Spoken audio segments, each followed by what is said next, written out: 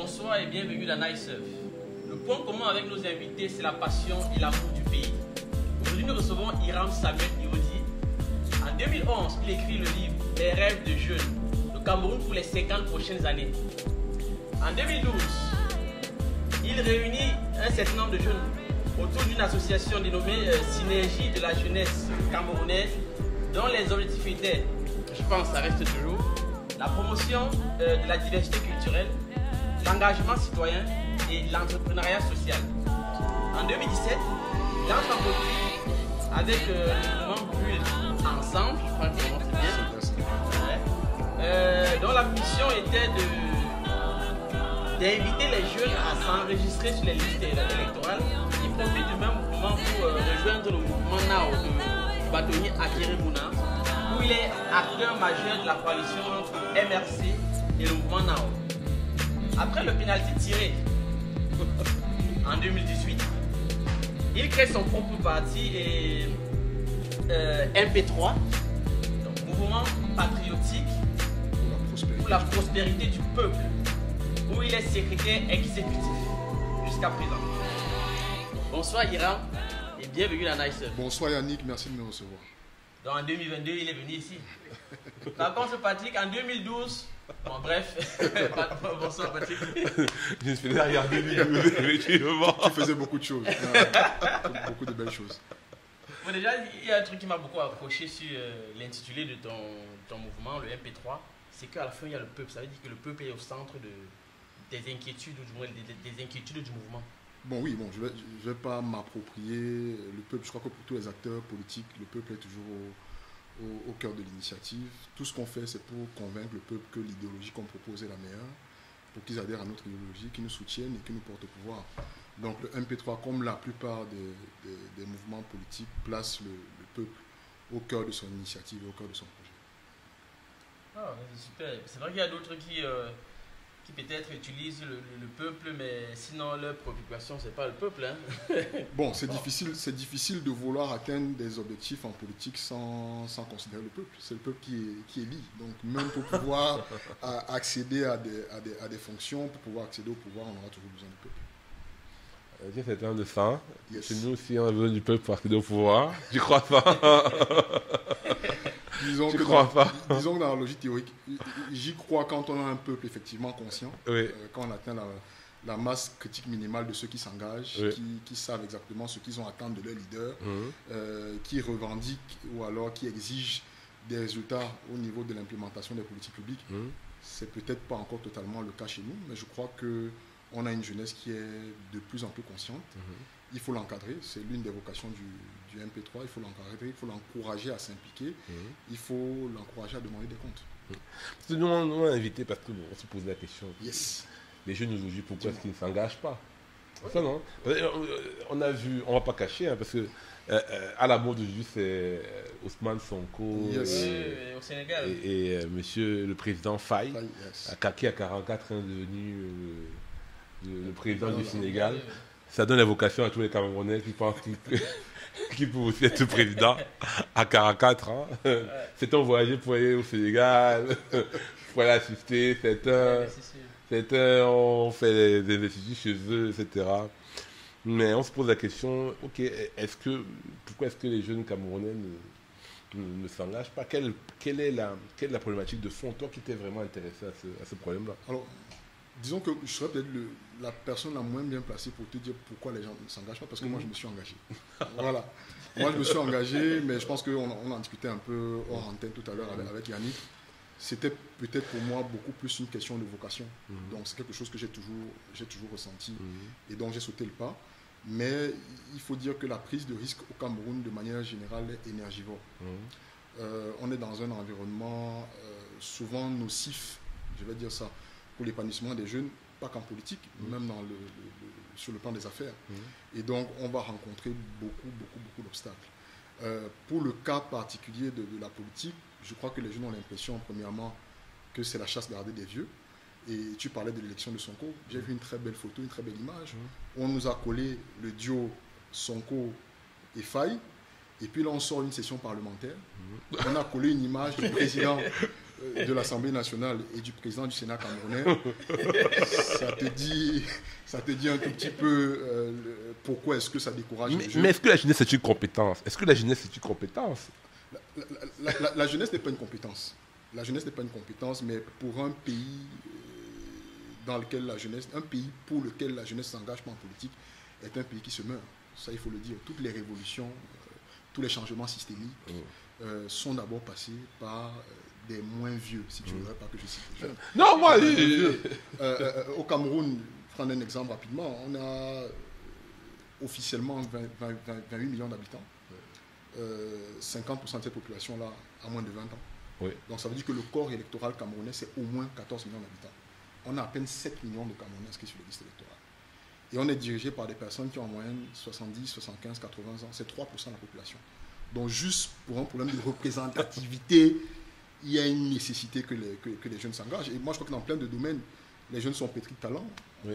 Voilà, le domaine des technologies, le digital, la communication, les stratégies, le management, l'ingénierie sont pétris de talent. Et la politique a besoin de ces talents. Depuis un certain temps, ils sont aussi très forts en géographie parce qu'ils utilisent ces compétences pour aller... pour savoir comment faire pour quitter du Mali pour le Niger, du Niger pour... J'ai passé le Sahara, les meilleures routes pour passer dans le Sahara. Comment faire confiance à une telle jeunesse qui ne voit l'Eldorado que chez les autres? Bon, elle ne voit l'Eldorado que chez les autres parce qu'elle est peut-être découragée par les conditions de vie, d'épanouissement et de développement chez elle. C'est ce qu'il faut dire. Moi, je ne sais pas si il faudrait prendre tous les torts et les jeter sur la jeunesse. Il y a un environnement qui n'est pas du tout favorable. Il y a quelques années, l'immigration au Canada concernait, je vais dire, des métiers techniques pour lesquels on estimait que les gens s'en sortent au Cameroun. Les soudeurs, les maçons, les mécaniciens. Aujourd'hui, on voit des jeunes cadres de banque, 10 années d'expérience, qui gagnent 1,5 million par mois, qui décident de partir avec leur famille. Donc ça veut dire que l'environnement, de manière générale, se pourrit. On avait un doyen, l'université de Tchang, je pense. Qui a immigré? Qui a immigré? Oui, ça fait un tollé. Le doyen, il a immigré avec sa famille. Il a dit comment? Il a dit que l'histoire, si, vraiment. Ça veut dire que les gens n'y croient plus. On a du mal à avoir un avenir serein au Cameroun. Et c'est pas... Je ne voudrais pas accuser les autres. Moi-même, quand je fais le bilan des objectifs que je me suis fixés depuis que je suis rentré au Cameroun en 2011, ça fait 13 ans aujourd'hui, je n'ai pas atteint mes propres objectifs. Et j'ai du mal à me projeter parce que c'est difficile. Ça, il faut le dire, c'est difficile. C'est difficile. C'est très difficile. Quand on a pratiquement 40 ans, qu'on a du mal à savoir quand est-ce qu'on se sera construit, qu'on a du mal à tenir les fins du mois, qu'on a du mal à nourrir sa famille, c'est difficile. Donc on ne peut pas reprocher aux gens de partir. Non, et moi je dis, il y a des gens qui ont construit qui partent parce que tu diras, c'est kafkaïen parce que tu cherches comment faire pour te construire. Yes. Hein? Tu cherches le travail, on te tape, c'est difficile pour trouver le travail. Maintenant quand tu trouves le travail, maintenant tout le monde veut ton travail. Tu construis, maintenant les gens veulent récupérer ton terrain. C'est un environnement qui est de plus en plus hostile. Tu vois un peu ce que je veux dire? Qu'est-ce que ça t'a coûté d'entrer en politique? Beaucoup de choses. Ça, il faut le dire. Beaucoup de choses. Je ne vais pas faire l'étalage du détail de ce que ça m'a coûté. Non, on veut l'étalage. Non. Parce que, pourquoi? Parce que ce sera... compte que c'est un président. Hein. Parce que ce sera... Ouais, il a été président en 2008. Enfin, de l'association des Camerounais de la ville de Québec. C'est vrai, j'ai été très impliqué. Non, je ne vais pas faire l'étalage parce que ce sera contre-productif. Je pense que ça va finir par décourager ceux que moi je souhaite ramener dans l'arène politique. Donc tu veux le mentir. Mais il faut dire la vérité. Voilà. Il faut dire la vérité. Et il faut avoir le courage de dire aux gens que c'est difficile. Depuis quelques mois, je veux dire, les Camerounais célèbrent, entre guillemets, les victoires d'ailleurs. Il y a finalement eu une transition politique au Gabon. Je pense que l'une des premières en Afrique centrale depuis un bon moment. Je ne vais pas parler de la RCA. Et puis là, on vient d'assister au Sénégal à une très belle transition politique. Nous en rêvons aussi, mais nous ne pouvons pas réaliser cela sans le hors du champ politique. Ce n'est pas possible. Donc, moi, qu'est-ce que ça m'a coûté? Je me suis engagé, comme tu l'as dit, Yannick, je suis rentré au Cameroun. J'ai commencé par la voie associative de 2012 à pratiquement 2016. Et puis à un moment donné, j'ai senti qu'il fallait que j'aille sur le terrain politique. Donc j'ai commencé à apprendre aux côtés des aînés. Je suis toujours aux côtés de Kawala, le MP3 membre de la plateforme Stand Up for Cameroun. Donc voilà, c'est quelqu'un qui m'a beaucoup accompagné. Et puis en 2017, j'ai rejoint le mouvement NAO, qui préparait la candidature du bâtonnier Akery Mouna à l'élection présidentielle de 2018. Donc, je fais partie du groupe de jeunes au sein de ce mouvement qui a travaillé à la coalition avec le MRC. Oui.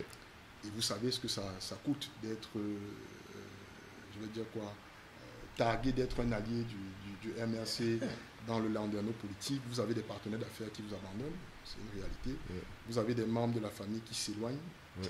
Vous avez des aînés qui ne souhaitent plus apparaître avec vous en public. Et dans la conduite de vos affaires, vous sentez que c'est de plus en plus difficile. Je le disais, pour beaucoup de jeunes qui se sont engagés en 2018, à la fin de ces élections, il y a eu deux voies. Soit vous êtes en prison pour un certain nombre, soit vous en êtes ruiné. Et pour nous, pour un certain nombre d'entre nous, on a senti passer le coup, je vais dire, au niveau de nos revenus et au niveau de la conduite générale de nos vies et de nos activités. Mais ça ne m'a pas découragé, puisque dès qu'on est sorti de l'élection, j'ai créé un parti politique. Ça aussi, ça n'a pas été facile. Parce que ce qu'il faut savoir, c'est que le MP3 est créé en janvier 2019. C'est-à-dire que dès qu'on sort de l'élection présidentielle, en fait, c'est un projet qu'on avait commencé à mener en 2017. Oui. Mais le MP3 n'a été légalisé qu'au mois de novembre 2023. Donc ça nous a pris 4 ans et demi pour le légaliser. Je ne vous compte pas le nombre d'allers-retours à Yaoundé, les demandes d'audience auprès du MINAT, les appels auprès des élus locaux, les députés notamment qu'on connaissait. Voilà, ça a pris 4 ans et demi pour que finalement on décide de nous légaliser. Ça fait aussi partie de la pratique politique. Parce qu'on nous légalise, je vais dire, pratiquement à la veille d'échéance électorale, pour un travail terrain que nous, on aurait voulu commencer à faire il y a 4 ans. Voilà. Donc ça, c'est la réalité de la pratique politique. Mais il faut la faire. Si on veut un jour arriver à une transition politique au Cameroun, si on veut arriver à un renouvellement de la place politique, il faut s'engager. Voilà. On n'a pas de choix. Tu vois, ça coûte ce que ça coûte, mais il faut y aller. Tu vois ce qu'il vient de dire, que si tu as affilié au MS, etc., c'est bien compliqué. Donc nous, là, on doit inviter le RDPC. Oui, on a commencé, il faut lever le RDPC, etc. Mais c'est eux, avec tous les autres partis. Pour ne pas être caliqué, ou du moins... Ou pas. Est-ce que c'est difficile d'avoir les jeunes en politique? Ou du moins les jeunes, est-ce que les jeunes ont cette facilité à adhérer? Ou alors ce sont ceux qui font les mauvais combats dans le noir? Une petite anecdote. Justement, je crois en 2016, je rencontre un aîné, je ne vais pas le citer, qui est ministre de la République, et je me plains un peu. Je lui dis, mais je ne comprends pas votre appareil, là on ne nomme pas les jeunes. Et il me dit, oui, c'est bien, mon fils, on ne nomme pas les jeunes, mais pour nommer les jeunes, on les trouve où? Moi, je suis à Bassouli, des jeunes, il y en a qui pilulent. Il me dit, oui, mais si le chef de l'État m'appelle aujourd'hui, et il me dit, à telle fonction, je veux un jeune, comment est-ce que je fais pour l'identifier? Et dans la suite de l'échange, c'est l'une des discussions qui m'a poussé finalement à passer le pas de la politique. Il essayait de m'expliquer qu'il faut que nous-mêmes, nous portions notre courage pour nous engager en politique. Parce que définitivement, il faut être visible. On fait de très belles choses, mais les gens ne sont pas au courant. Et je ne parle pas seulement de ceux qui dirigent, même dans nos quartiers, dans notre environnement, on n'est pas au courant des belles choses qu'on sait faire. Donc il faut s'engager, il faut se rendre public, il faut montrer les résultats de son travail, il faut apporter ses idées. Pour le moment, ce n'est pas le cas. Pour le moment, ce n'est pas le cas. On a très peu de directoires de nos partis. Souvent, il y a des fonctions, il y a des délégués des jeunes, représentants des jeunes. Mais dans les fonctions clés des directoires de nos partis politiques, on ne trouve pas des moins de 40 ans. Il y a très peu de partis qui ont des vice-présidents, des secrétaires généraux de moins de 40 ans. Voilà. Est-ce que c'est parce que les portes nous sont fermées ou alors est-ce que c'est parce que nous-mêmes, nous choisissons de ne pas y aller? Je ne saurais pas répondre. Donc là, ça expliquerait pourquoi est-ce que le ministre de la Jeunesse au Cameroun n'est pas jeune. Ça, c'est une calamité. Je ne sais pas. C'est 77 ans. C'est difficilement explicable. Au moins pour ce portefeuille ministériel, on aurait dû avoir moins de 35 ans. Parce qu'ils ont quand même fait l'effort pour le ministère de la promotion de la femme et non, mais il y a souvent un vrai paradoxe avec les jeunes en politique, globalement. Yes. Tu as l'histoire, la politique dans d'autres pays. On tue souvent les jeunes pour porter des agendas qui sont souvent cruels pour la population. Parce que tu as des gens souvent qui sont extrêmement ambitieux, qui ont les dents qui raclent le plancher, qui en veulent, et qui sont souvent prêts à manger partout, à tous les râteliers pour pouvoir avoir accès à un poste. Tu vois ce que je veux dire. C'est-à-dire que, par exemple, tu vas voir, pour ne pas citer la France, bien l'Angleterre, etc., tu vas voir que les réformes les plus difficiles on met souvent des visages de jeunes angéliques. C'est vendeur. Oui, c'est vendeur, C'est tu vois. vendeur. Mais à la fin, il vient pour faire la casse sociale, etc. Donc, souvent, effectivement, oui, avoir un jeune devant, c'est pas forcément un gage de changement. Tout à fait. Absolument pas. Notre logique est la suivante. Moi, je conçois la politique comme un très long apprentissage.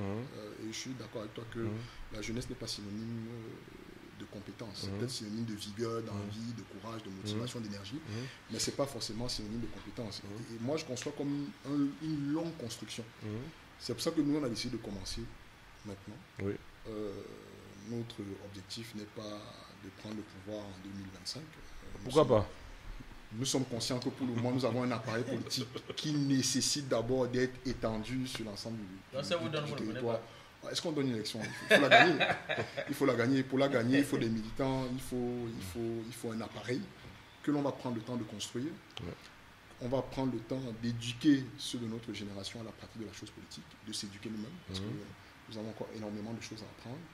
Et avec l'espoir que dans 10 ans, ce sera devenu une compétence. On sera encore jeune dans 10 ans. Oui. Bon, maintenant, si la compétence, du moins, si le temps d'éducation de ces jeunes-là, pendant tout ce temps, tu deviens vieux, toi qui es aujourd'hui secrétaire exécutif, est-ce que tu vas passer la main à quelqu'un, entre guillemets, qui est plus jeune, ou alors tu vas continuer en te disant que, ok, j'ai déjà eu à acquérir tellement d'expérience et je pense que c'est moi qui dois être à la tête du Alors ça, c'est une très bonne question.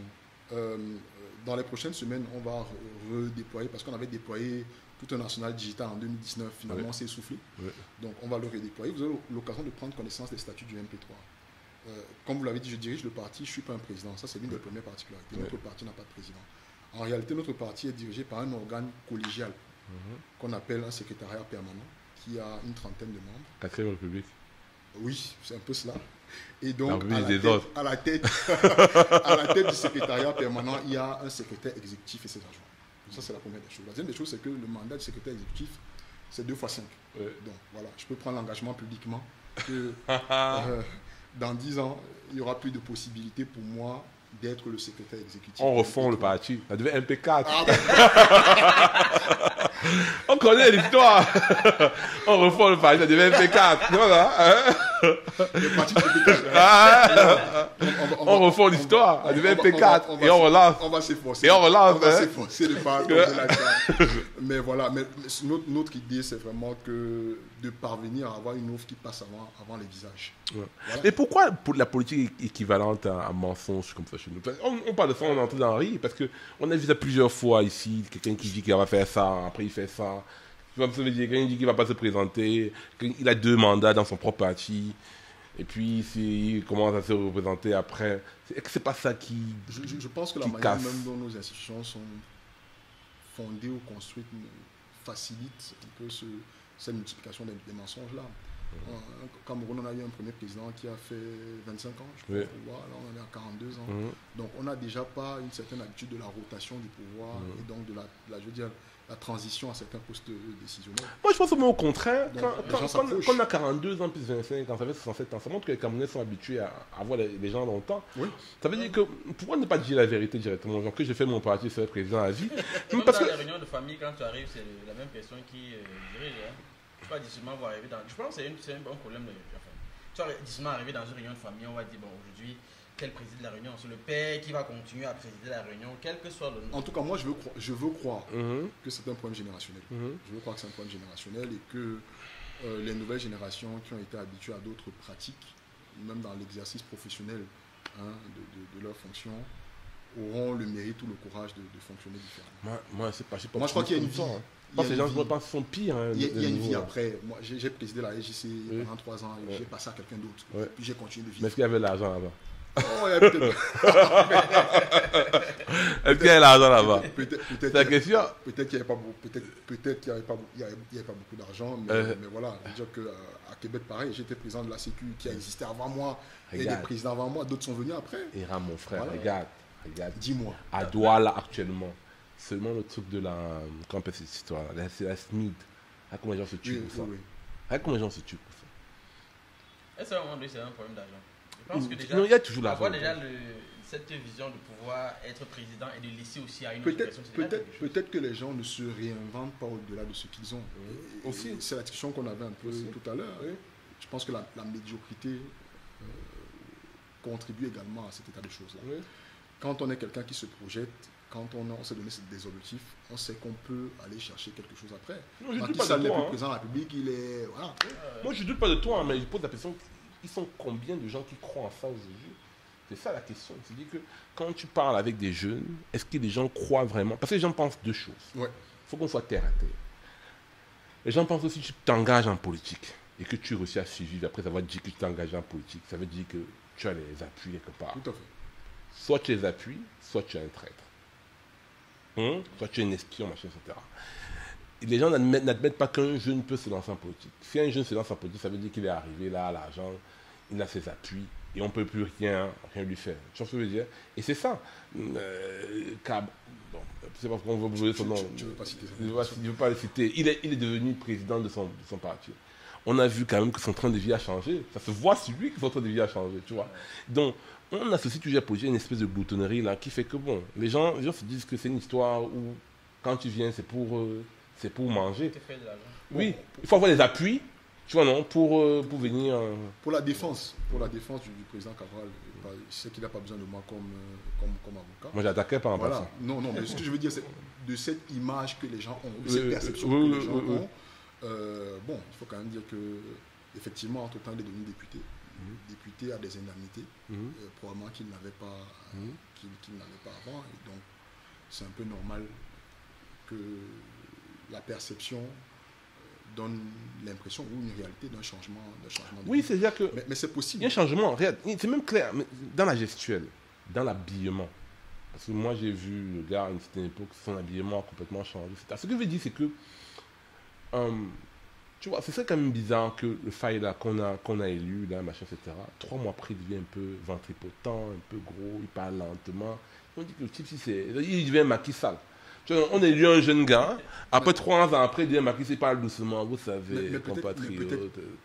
peut-être qu'il le devrait. Je veux dire que dans toute chose dans la vie, on grandit, Oui, on gagne en je suis d'accord. maturité. Voilà, donc Non, mais forcément, mais les idées que... on aspire à mieux. Mais Moi, est-ce je ne que- souhaiterais pas qu'on ait un député ou un président de la République qui s'habille en haillon. Ouais. Non, j'ai pas dit haillon. Donc, J'ai pas dit haillon, mais ce que je veux dire, c'est que tu n'as pas de représentativité tout à l'heure. Tu n'as pas de représentativité. Oui. Et je te suis à 250% dessus. C'est-à-dire que les jeunes représentent l'essentiel de notre population. Et cette essentiel de cette population, parce que je n'ai pas aller plus loin, ils ne votent pas. Oui. Parce que c'est 21 ans. c'est ça. Or, on a la majeure partie de la population qui a moins de 21 ans. C'est 20 ans même. Moins de 20 ans. La majeure partie de la population qui a moins de 20 ans, qui a moins de 21 ans. Et cette partie-là ne vote pas. Elle a besoin au moins de représentants qui leur ressemblent un peu. Donc là, je te suis complètement. Ok. Mais il y a l'autre problème aussi. Et on a vu ça récemment même en France, avec l'élection de la femme qui était ménagère. Là. Elle est devenue députée. Député. Bon, elle représente quoi? Est-ce que si on les lit comme députée, là, hein, est-ce que le lendemain, elle a commencé à porter les... Elle a le moyen de le faire. Tout à fait. Mais est-ce qu'elle doit maintenant changer? Parce qu'elle représente quelque chose. Elle représente ces femmes-là qui n'ont rien. Tu vois ce que je veux dire? Dans notre pays, il y a beaucoup de gens qui sont pauvres. La majeure partie des gens dans notre pays sont pauvres. Ok? Donc souvent, quand on te regarde, on dit ok, on veut lire le petit ci. C'est peut-être parce que tu nous représentes. Tu présentes un gars de Ngwa qui n'a pas trop, tu vois ce que je veux dire, qui n'a pas les opportunités, machin. Et puis on voit qu'on t'élit, tu commences à voyager, tu commences à se dire que le type si. Tu vois ce que je veux dire? Oui, mais il faut aussi. C'est juste une question. Hein. Oui, non, et j'y réponds. Je dis qu'il faut aussi pouvoir vendre, comme je dis, un idéal de croissance et de réussite, justement, ces jeunes Nongwa. Il faut pouvoir leur dire qu'un jeune Nongwa peut devenir président de la République, un jeune Nongwa peut Mais ça devenir participe par rapport à député, ça. un jeune Nongwa peut devenir chef d'entreprise. D'accord. Et bon, quand on arrive à ce stade, je pense qu'on a le droit, Oui. je pense, de se faire un tout petit peu plaisir, tant que les moyens que l'on a ont été justement gagnés à la suite de notre front. Mais en tout cas, moi, je ne vais pas parler des autres, j'en sais très peu sur le détail de leur parcours, mais j'ai commencé la politique, pour mon cas, tout seul, sans appui. Et puis on y est allé, comme dit, ça nous a pris 4 ans pour que notre parti politique soit légalisé. Nous allons commencer maintenant la bataille de l'implantation de ce parti dans les 10 régions. Ça va encore être une bataille, mais on va prendre le temps. Nous avons foi qu'en finissant par convaincre les nôtres, de ce que notre projet de société fait du sens, nous allons avoir l'appui des Camerounais pour pouvoir faire fonctionner notre organisation. Oui, en même temps, Mais bien évidemment, on ne prendra pas l'argent, les cotisations des citoyens pour nous acheter de très beaux costumes. même si le costume aussi, ça fait partie de l'image positive, parce que je me dis que quand même, on vend une certaine image. Oui. Et si tu es mal habillé, naturellement, les gens vont associer la pauvreté à ton parti. Et les gens vont penser que si on te met à la tête du pays, naturellement, tu vas d'abord amasser l'argent pour toi, parce que tu es d'abord pauvre. Il faudrait d'abord que tu aies une partie pour toi, avant de penser aux autres. Or, celui qui est rassasié, ce qu'il a, il donne aux autres. Alors, espère-moi te couper, Yannick. Moi, je t'ai raconté une petite anecdote tout à l'heure, parce que tu m'as dit, mais finalement, qu'est-ce qui t'a poussé à faire la politique? Moi, je ne sais pas ce qui m'a poussé à faire la politique. J'ai toujours ressenti l'envie et l'intérêt pour la chose politique. Et je te disais, en classe de 6e, quand mon père m'a demandé, demain, qu'est-ce que tu veux faire? Je lui ai dit, je vais être politicien. Il m'a dit, non, attention. Politicien, c'est une vocation, c'est pas un métier. Il faut que tu aies un métier qui te nourrisse et à côté, tu pourras pratiquer la chose politique. Et donc, nous, au niveau du MP3, on ne demande pas aux gens de venir faire la politique pour se remplir les poches. Chaque Camerounais doit avoir un emploi. Il y a des ingénieurs, il y a des médecins, il y a des techniciens, il y a des... Voilà. Donc, au courant de la journée, vous allez au travail comme tout le monde, vous gagnez votre salaire, vous vivez de votre salaire. Quand on vient en politique, c'est pour donner, c'est pas pour s'enrichir. Donc, notre logique à nous n'est pas de vendre un projet au sein duquel les gens deviendraient subitement comme Macky Sall, comme tu dis. C'est vrai que je suis moi-même bien arrondi. Mais voilà, mais j'ai un métier. Mais tu l'étais avant déjà, donc ça va. Voilà. Quoique il y a quelques années, un peu plus tôt, je ne l'étais peut-être Non, pas. mais on ne sait pas quoi d'affaires. Donc, on pourra dire qu'avant d'être peut-être pas. d'affaires. Mais voilà, je travaille tous les jours comme tout Camerounais. Je vais au travail le matin à 8h, je rentre chez moi à 18h, je gagne ma vie et je vis de mon salaire. Ok. Je ne vis pas de la chose politique. La politique, c'est un environnement dans lequel on a beaucoup plus à donner qu'à gagner. Avant de pouvoir avoir un parti qui aura une étendue qui nous permette de prendre le pouvoir, il va falloir nous implanter.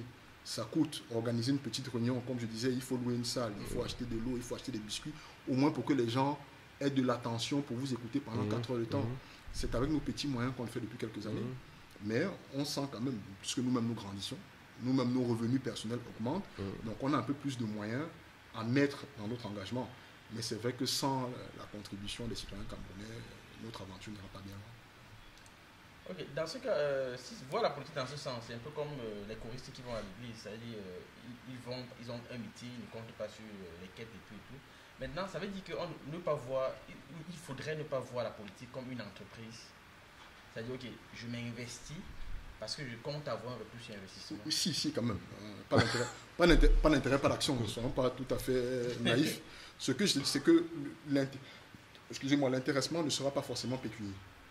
C'est un investissement qui doit avoir un retour sur investissement. Déjà, l'une des tares qu'on a justement, c'est que nos organisations politiques ne sont pas structurées comme des entreprises. C'est ce que nous allons essayer de faire. Donc, je ne vais pas tirer sur ceux qui étaient là avant nous, parce qu'ils ont mis beaucoup d'énergie là-dedans. Mais nous voulons essayer de professionnaliser notre manière de faire la politique. Donc, le MP3 se veut une organisation qui va fonctionner normalement, avec une mission, une vision, des objectifs, des plans d'action qu'on doit pouvoir évaluer. Donc, c'est une entreprise. Celui qui s'investit... Avec des emplois qui n'ont pas de salaire. Avec des employés qui n'ont pas de salaire. Ce sera ça la différence. Très intéressant. Mais par contre, celui qui s'investit vient avec un intérêt clair. Ouais. Un jeune qui s'engage en politique, d'abord, c'est parce qu'il veut retrouver des gens qui pensent comme lui. Ouais. Il veut réfléchir et il veut travailler avec eux sur des projets concrets. Et l'intérêt derrière, c'est d'accéder à une fonction, conseiller municipal, maire, député, qui lui permet de mettre en œuvre ses idées. Donc, il y a un intérêt derrière. Mais l'intérêt, malheureusement, il n'est pas pécunier, il n'y aura clairement pas de salaire. Moi, je suis engagé en politique depuis 10 ans, j'ai reçu le salaire de personne. Non, moi, tu veux dire quelque chose? Comme il parlait des jeunes qui viennent et naturellement qui pourront être des conseillers municipaux, des maires, etc. Je pense quand même en tant que secrétaire exécutif, ou du moins vous avez un directoire, est-ce que vous voyez en certaines personnes la capacité ou la compétence à diriger? Ou alors c'est parce que quelqu'un vient où il sait parler directement, on dit ok, celui-ci, si c'est possible, il pourra être conseiller municipal? Alors ce qu'il faut dire, on a une petite organisation. Comme je vous ai dit, on a créé le parti, on était une trentaine en 2019. Nous nous sommes essoufflés dans la bataille de la légalisation. Certains sont même, tu parlais de l'immigration, certains sont sortis du Cameroun depuis lors. Donc nous avons une petite organisation que nous devons faire grandir. Donc on n'est pas 1 million pour dire qu'on a déjà identifié des talents. Mais si je viens chez vous pour parler justement de l'engagement politique, je vais d'abord prêcher pour ma chapelle. Donc l'idée, une fois que d'ici 2 à 3 mois, on est en train de refonder notre mémorandum qui sera sur la place publique, c'est de dire à des jeunes qui ont de l'intérêt pour la chose politique de nous rejoindre et qu'ensemble, c'est très clair, c'est un objectif qu'aux prochaines élections locales, nous puissions présenter des listes. Ouais. Non, mais moi, je revenais encore sur la question de l'argent. Yes. Pas c'est délicat, tu as raison, non, mais il faut en parler. Il y a un compte sur Twitter, il y a un compte qu'on a banni sur Twitter, qui s'appelle X aujourd'hui, Twitter, X aujourd'hui. Yes. X. On a banni le compte sur Twitter parce que, en fait, c'était le compte d'un gars qui suivait les investissements de Nancy Pelosi. C'est-à-dire que tous ces investissements à Bouze, il calquait. Et il calquait tellement bien qu'il s'est enrichi phénoménalement. C'est-à-dire que quand elle achète une action, généralement, c'est parce que l'État va donner un grant ou bien une aide, une allocation, bien une remise de taxes ou bien un marché particulier à cette entreprise-là. Nancy Pelosi, c'est la présidente du Parlement. Yes. La présidente du Parlement américain. Donc elle, quand ces investissements en bourse, quand tu les suis, tu peux voir qu'elle... Délit d'initié. Voilà. Elle a l'information avant. Et c'est global. Hein. Tu peux voir, aux États-Unis, il y a des gens qui suivent ça. Entre quand un gars devient un sénateur, combien il avait comme fortune, et combien il a depuis qu'il est sénateur, combien il avait avant qu'il soit député, combien il a depuis qu'il est député. Et c'est astronomique. Les gains sont énormes. Tu vois que même aux États-Unis, c'est difficile de contrôler cela. Non, mais non, c'est ça que je dis. Mais au moins, là-bas, on peut au moins savoir combien ils ont. Bon, ici, on ne sait pas. Oui, parce que c'est rendu public. Voilà. C'est rendu public. Mais ici, on ne le sait pas. Mais ce que je veux dire, c'est que la question de l'argent, la raison pour laquelle moi j'ai insisté dessus, tu vois, c'est parce que moi, je pense qu'il faudrait oui, on grandit. Oui, il faut pas avoir honte de se faire plaisir. Mais je pense qu'entre la montre Casio et la montre Rolex, il y a quand même plein de choses que tu peux prendre. Il y a un gap. Moi, je pense qu'avoir un pays pauvre et des dirigeants qui sont dans une ostentation qui est vraiment phénoménale, c'est-à-dire que des vestes à 3 millions, etc. Je pense quand même que ça détache. Hein, non, ça ne ramène pas le peuple vers la politique. Ça montre que, ok, quand tu es politicien, c'est un gars qui est un genre. Moi, je ne comprends pas comment il fait même pour avoir cette histoire. Tout ce que je veux dire. C'est pas l'image aussi que le peuple donne aux politiciens, ou du moins, on rattache à la veste celui qui a l'argent, par exemple. Oui, non, moi je suis d'accord pour le formalisme de la veste. Hein. Moi, je ne sais pas pourquoi pour ça. Tu vois, il faut avoir des habits formels. Il y a certains signes extérieurs de richesse. Je dis par exemple, regarde par exemple la transition qu'on a au Burkina. Le jeune là qui est en béret, le succès qu'il a aussi vient du fait que il est habillé simplement. Il arrive dans le faste du Kremlin, la Douma, machin, etc. Il est habillé comme un militaire au Burkina. On ne sait pas si le soir qu'il rentre chez lui, il mange du caviar. On n'en sait rien. Mais au moins, quand on le voit, on dit que ça, c'est un gars qui est proche du peuple. Je pense que c'est deux bouts qui se tiennent. Tu as absolument raison. Il y a une certaine décence qu'il faut avoir lorsqu'on exerce une fonction publique. Mais de l'autre côté, l'absence, je vais dire, de rendre compte de la part du peuple facilite ce type d'habitude. C'est clair. C'est-à-dire que si un homme politique savait qu'en faisant démonstration d'un certain nombre de signes extérieurs de richesse, il pouvait derrière avoir une sanction politique, je pense qu'il le ferait moins. Mais quand on sait que les gens ne sont pas inscrits sur les listes électorales, que l'on peut faire ce qu'on veut, c'est le président de la République tout seul qui décidera, que le peuple n'aura aucun moyen de nous sanctionner, on fait comme on veut. On fait comme on veut. Donc d'exiger des comportements décents de la part de ceux qui nous dirigent, je dis c'est par la force de notre implication, notre engagement politique. C'est fondamental, c'est deux choses qui se tiennent. Ok. Bon, maintenant, il y a une autre chimère. Hein. Moi, je vais parler de choses qui sont un peu compliquées. Yes. C'est-à-dire, aujourd'hui au Cameroun, on a notre epsilon, on a notre solution à tout. il faut s'inscrire sur liste électorale. Si tu t'inscris pas, c'est toi le problème. Il faut s'inscrire sur liste électorale. C'est ça, non? Il faut s'inscrire sur liste électorale. Bon. On avait avant, c'était opération 11 millions. Opération 11 millions, 15 millions nordistes, machin, etc. Tout ça. Mais la question que je pose, c'est qu'aujourd'hui, on applaudit la réussite des failles, etc. Il ne faut pas oublier, ce sont des morts. Les gens sont morts. Plein de gens sont morts dans les rues du Sénégal. Ce n'est pas été, c'est parce que les gens se sont inscrits chez lui. Ils sont inscrits après, tu vois. Mais il y a eu une lutte, les gens en sont morts. Okay? Donc, est-ce que pour toi, l'inscription, pas que les gens ne sont pas morts au Cameroun, pas qu'on dise que les gens sont morts au Cameroun aussi, mais est-ce que l'inscription sur les listes électorales, dans la dynamique des forces qui existent aujourd'hui, pour toi, ça peut aboutir à quelque chose? Alors, ce n'est pas la solution. L majuscule, A majuscule. Mais je dois dire qu'il faut s'inscrire sur la liste. Non, bien sûr. Voilà. C'est un devoir. Hein. C'est pas la solution. Devoir citoyen. Je rappelais dans un échange avec justement quelques membres du MP3 tout à l'heure, on parlait de vocation, un peu de la, je vais dire, ce que je pourrais appeler la dynamique spirituelle de la politique. Moi, je crois que tout obéit aux lois et aux forces de l'univers. Et que pour que tu atteignes l'équilibre, il faut que l'énergie que tu engages soit au minimum égale à l'énergie qu'il y a de l'autre côté. Le pouvoir qui règne, ou du moins le RDPC qui nous dirige depuis 86, mais le président Biaké là depuis 85, le RDPC, le président Biaké là depuis 82, son régime a contribué pendant plus de 40 ans, excusez-moi de le dire comme ça, à nous abrutir, à nous affaiblir, à nous assécher. Pour pouvoir basculer, il va nous falloir mettre la même dose d'énergie qu'on a reçue en retour depuis 42 ans. Et ça, il va falloir le faire en un laps de temps beaucoup plus court. Ça veut dire qu'il va nous falloir énormément de détermination, énormément d'engagement, énormément de courage pour y arriver. Donc, l'une des étapes, c'est de s'inscrire sur la liste électorale, mais ça ne pourra pas s'arrêter à s'inscrire sur la liste électorale. Comme j'ai dit, il faut demander des comptes à ceux qui nous dirigent, et par tous les moyens. Par tous les moyens. Donc, graduellement, la première des choses, il faut entrer dans les partis politiques. Parce que c'est au sein des partis politiques que se prennent les décisions sur notre avenir. Donc il faut investir les partis politiques. À défaut d'en investir, il faut en créer. On va me dire, oui, il y a déjà 300 partis politiques au Cameroun. Pourquoi est-ce qu'il y en aurait besoin de plus? En tout cas, moi, j'estimais que je ne me retrouvais pas forcément dans l'offre politique qui existait. J'ai décidé de créer le mien. Tu voulais ta part. Peut-être.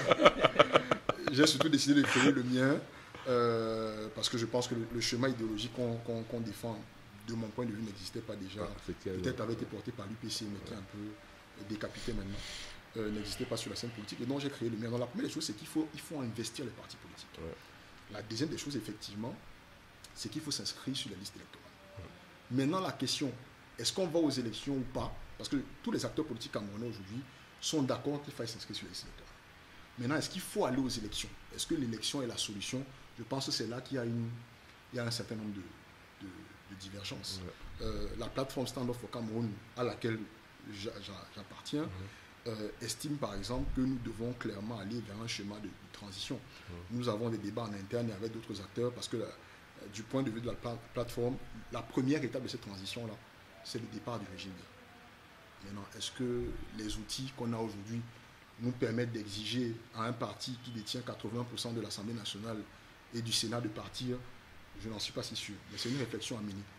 Donc, il y a d'autres acteurs politiques qui pensent qu'il faille aller aux élections, construire une candidature unique de l'opposition, et ensuite surveiller son vote, et en cas de fraude, descendre dans la rue, s'il faut le dire clairement. La quadrature du cercle. Descendre dans la rue. Mais j'ai envie de dire, bon, on a eu une première expérience en 2018, j'espère que nous en avons tous tiré les leçons, et qu'en décidant d'aller aux prochaines élections, nous serons être beaucoup plus matures dans la construction de ce processus-là. Voilà. Mais pour moi, il faut s'inscrire sur les listes électorales. Ça ne sera pas suffisant. Il faut de l'engagement. Il faut vraiment que ça vienne de nos tripes. Il faut qu'on se dise que l'engagement politique, c'est vrai, on parlait un peu de la peur. L'engagement politique, c'est l'une des seules garanties qu'on a de faire partie de la décision sur notre avenir. Et Néo, on a subi la coupure, on a commencé l'émission beaucoup plus tard qu'on l'avait prévu. Les coupures d'électricité, l'absence de route, le poids des impôts, que l'on soit des particuliers ou des entreprises, on vient encore d'augmenter les impôts sur les salaires.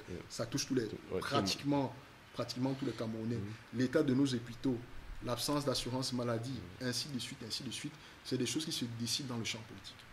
Donc on ne peut pas rester en dehors alors que nous tous nous subissons ces décisions-là. Donc inscrivons-nous sur les listes électorales, mais ne nous arrêtons pas à l'inscription sur les listes électorales. Non, en tant que jeune, comme tu as dit, les jeunes doivent peut-être aller dans les partis politiques.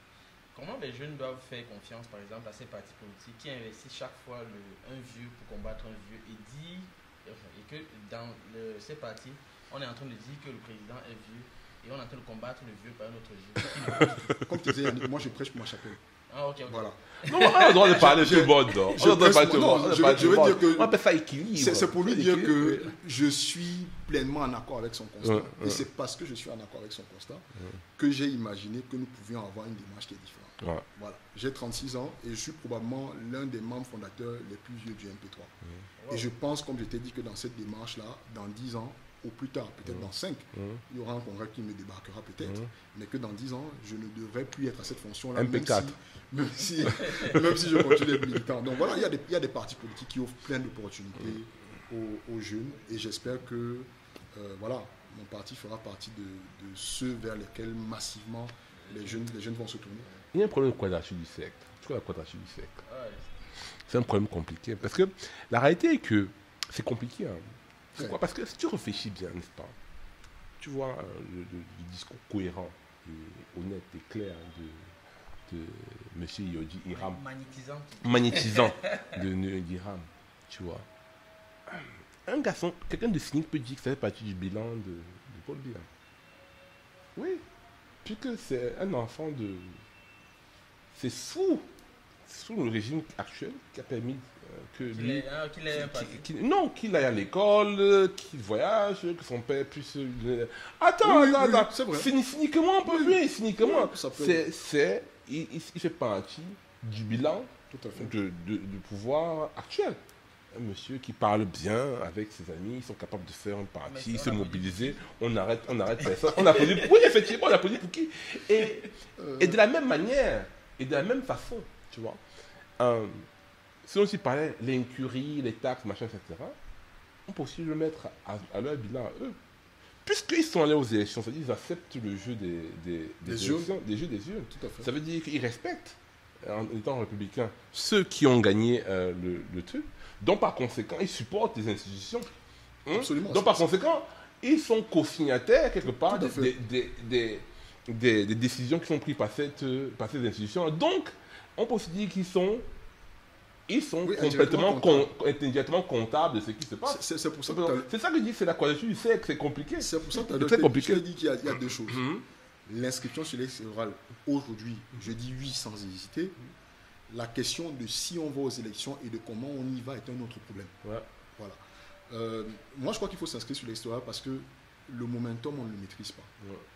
Il peut avoir un événement favorable. Il va falloir saisir cette opportunité-là. On parlait d'entreprise. Un parti politique, c'est une organisation qui saisit les opportunités. Ah, on arrive. Voilà. Mais pour saisir les opportunités, tu dois avoir tes lieutenants en rang de bataille. Et la principale arme que nous avons, c'est la carte d'électeur. Donc si les gens ne sont pas inscrits et que le destin nous, bénit d'un événement favorable, comment est-ce que nous faisons Comment est-ce que nous faisons pour aider un candidat jeune? Le juge. Est-ce que Dieu comprend les mots politiques? On sera peut-être pris de court. Donc c'est pour ça qu'il faut s'inscrire sur les... Donc la première étape, avant de réfléchir, il faut avoir sa carte. On sait jamais. Le moment venu, on discutera de si on y va, si on n'y va pas, et qu'est-ce qu'on fait. Mais on ne sait jamais. On ne sait jamais. Et moi, j'ai un bon feeling que le momentum peut être favorable dans les prochains mois. Donc ça veut dire que si on t'appelle l'année prochaine, là. Dans les prochains mois. Oui. On peut l'appeler, on t'appelle la nuit. L'élection présidentielle, c'est en 18 mois. On t'appelle la nuit, on dit que bon, Iram, on voit ton engagement, tu es dynamique, tu es très dynamique. Tu peux avoir un petit poste de ministre de la Culture, ministre de quoi encore, la jeunesse. T'occupes de la jeunesse. Dans quel gouvernement? Tu sais mieux que moi. Le gouvernement renouvelé. Tu sais mieux que moi que s'il fallait, et je pense que c'était l'une des options les plus faciles pour moi, s'il fallait adhérer au RDPC, je l'aurais fait En 2011, quand je suis revenu au Cameroun. Donc, j'assume mon positionnement politique. Ouais. Il y a des partis alliés au RDPC qui existent. Le MP3 n'en fait pas partie. Pour l'instant. Pour l'instant. Mais pour l'instant, parce que la politique est dynamique. Voilà, ça dit justement. Le RDPC est capable, sous un nouveau leadership, Oui. de se renouveler. Un nouveau leadership. Oui, un nouveau leadership. Leadership, oui, effectivement, pas une opportunité. Et à ce moment-là, on pourra étudier les opportunités. Mais dans l'état actuel, comme je dis, je n'ai pas voulu manquer de respect à nos grands-parents qui nous dirigent. Ils sont à l'étage de grands-parents. Ce sera difficile de dialoguer. Quand quelqu'un a 90 ans, c'est mon grand-père, j'en ai 36.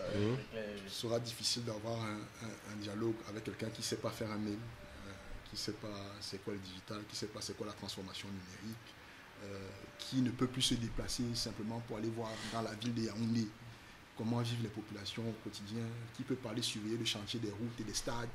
Ce sera difficile qu'on ait un dialogue productif. Donc ce n'est pas tant la personne, c'est l'état des choses qui fait qu'aujourd'hui, je ne vois pas ce que j'irais faire dans un gouvernement du RDPC. L'Union nationale. Ah non. L'Union nationale, Oui. sous quel Premier ministre? On ne sait pas. Ce n'est pas les opportunités. Tu as dit tout à l'heure, ce sont les opportunités. Alors, tu es le thème d'une influenceuse, saisis les opportunités. Alors, ça dépend de comment est-ce que l'Union nationale est construite. Ok. Ça dépend de comment est-ce que l'Union nationale est construite. Pour le moment, comme je dis, un parti qui a 80% des députés et qui a 80% des sénateurs, quel serait son intérêt d'aller construire un gouvernement de l'Union nationale? Compliqué. Quel serait son intérêt? Il fait passer tous les lois et tous les projets de loi qu'il veut faire passer. Il tient l'administration, puisque très souvent on dit le parti État tient l'administration. Pourquoi est-ce qu'il irait... Moi, je crois qu'il faut qu'on s'engage dans une... Le Cameroun a besoin d'un nouveau souffle. Et un nouveau souffle, ce n'est pas seulement des nouveaux visages à des postes ministériels. Dans un appareil et une administration qui est profondément, je vais dire quoi, contaminée par les mauvaises habitudes, attitudes, pratiques de l'appareil, ça ne sert à rien. On peut vous nommer ministre, votre secrétaire général devient le premier élément qui vous paralyse, puisqu'il faudrait rappeler qu'au Cameroun, en plus, le président nomme les secrétaires généraux de ministres, le président nomme le secrétaire général de l'Assemblée nationale, le président nomme le secrétaire général du Sénat. Donc, faire de vous un ministre, quelle est la capacité de pouvoir d'action qu'on vous donne? Il est pratiquement nul.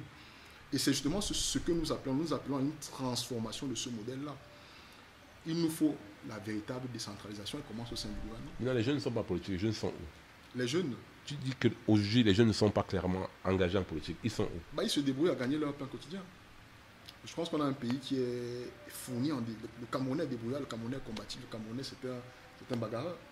Donc, il y en a qui travaillent dans les banques, il y en a qui travaillent dans les assurances, il y en a qui travaillent dans les compagnies pétrolières, mais il y en a qui sortent tous les matins, qui vont vendre des beignets, qui vont vendre du lait caillé, il y en a qui tiennent des bars, il y en a qui... Voilà.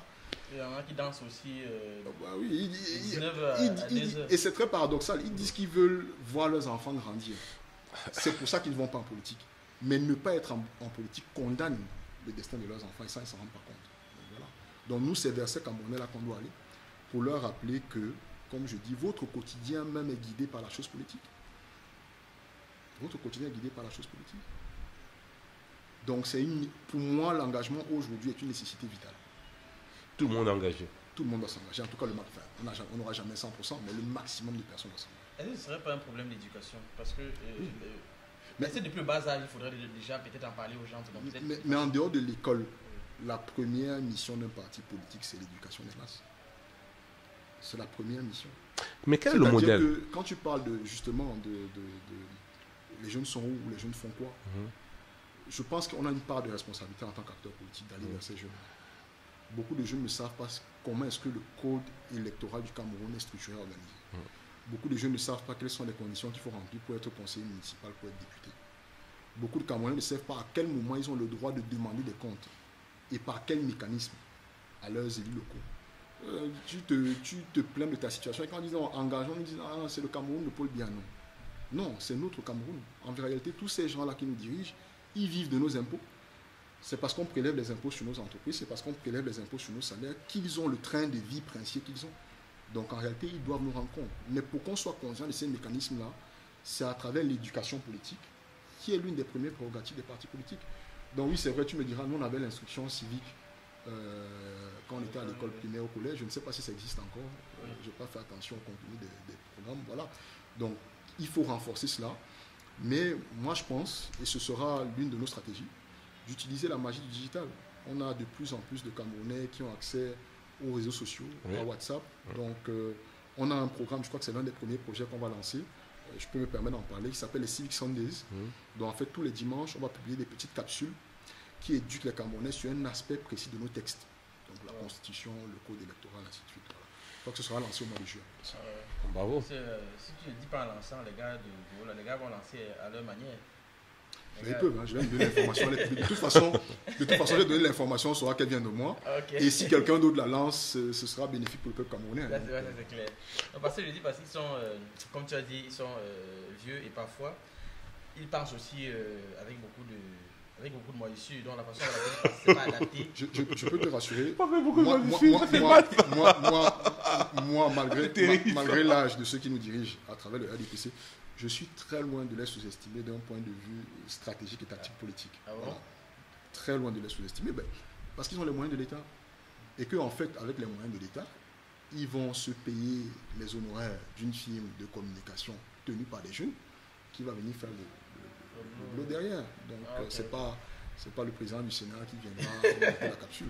Mais je pense que cette image-là dont j'ai parlé tout à l'heure, d'avoir le président Faye, le Premier ministre Sonko d'un côté, le président du Sénat et celui de l'Assemblée nationale du Cameroun, ça doit nous révolter. Ça doit nous révolter. Pourquoi? Parce qu'on ne peut pas avoir un pays qui a une moyenne d'âge de 23 ans et une moyenne d'âge des dirigeants de 85 ans. C'est pas possible. Je te pose une question. Simple. Ils sont complètement déphasés par rapport aux réalités du monde. Dans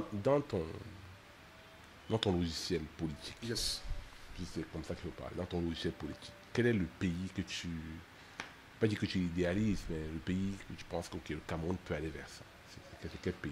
Alors c'est très difficile. Pour avoir un modèle pour qu'on puisse au moins savoir un peu là où on va. C'est très difficile parce que je n'aimerais pas me comparer aux nations occidentales qui n'ont pas du tout la même histoire que nous. Donc j'aimerais quand même nous comparer à des pays qui partent à peu près du même point de départ que nous, c'est-à-dire 1960 comme année d'indépendance.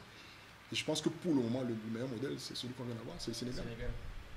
Okay. Dans une certaine mesure, pendant un moment, je pense que le Mali et le Burkina nous donnent aussi de belles leçons, enfin le Mali surtout, le Burkina un peu moins, belles leçons de démocratie. Malheureusement, ils se sont enlisés dans des coups d'État qui ont déstabilisé un peu la machine. Mais parlant de pays d'Afrique francophone, je pense que le modèle du Sénégal est extraordinaire. Et justement, le modèle du Sénégal, de mon point de vue, marche parce qu'il y a une société civile qui est forte. Ce qui va amener le départ du président Ouad à l'époque, c'était le test du troisième mandat. Et c'est Macky Sall qui s'était mobilisé contre cette tentative de troisième mandat. Bon, malheureusement, il a réussi l'exercice lui-même, mal lui en a pris. Mais c'est parce qu'il y a une société civile constituée de jeunes qui est forte et qui est engagée et qui n'attend pas les élections pour s'intéresser à la vie publique.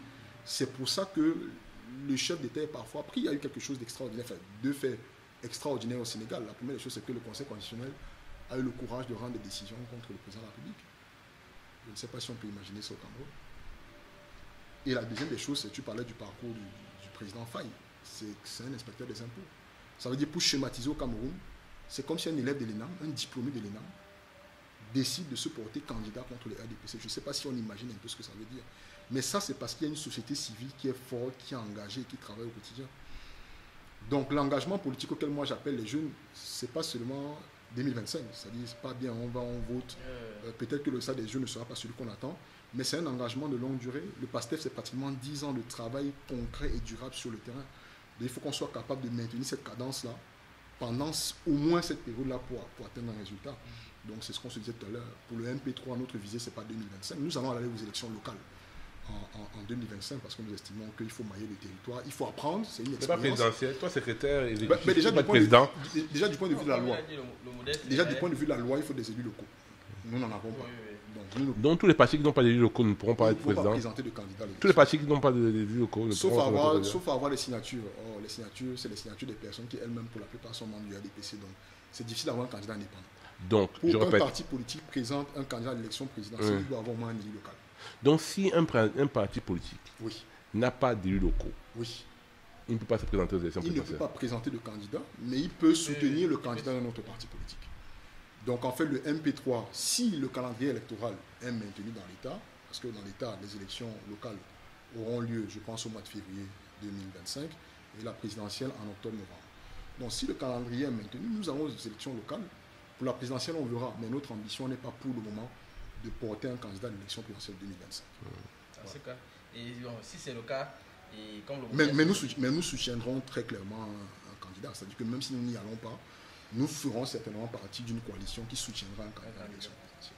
Je disais tantôt, si le MP3 va aux élections présidentielles, bon, si ils réussissent à avoir des élus locaux en février, il faudra automatiquement, comme c'est le modèle sénégalais, prendre une deuxième femme, parce qu'apparemment... Oh non, non, déjà, non. Moi, je suis très attaché à mon épouse que j'aime beaucoup.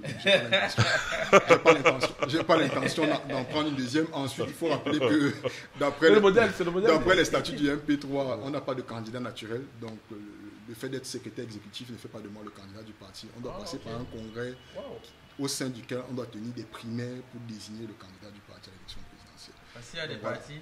Ça, c'est important. Et ensuite, comme je dis, 2025 n'est pas du tout notre objectif. Je ne me sens moi-même pas suffisamment prêt, mature et expérimenté pour tenter un tel challenge. Et je pense, c'est vrai que je ne sonde pas le cœur de tous, je vais dire, les collaborateurs avec lesquels, les partenaires avec lesquels j'ai créé le MP3. Je ne suis pas sûr que pour le moment, quelqu'un ait une ambition présidentielle.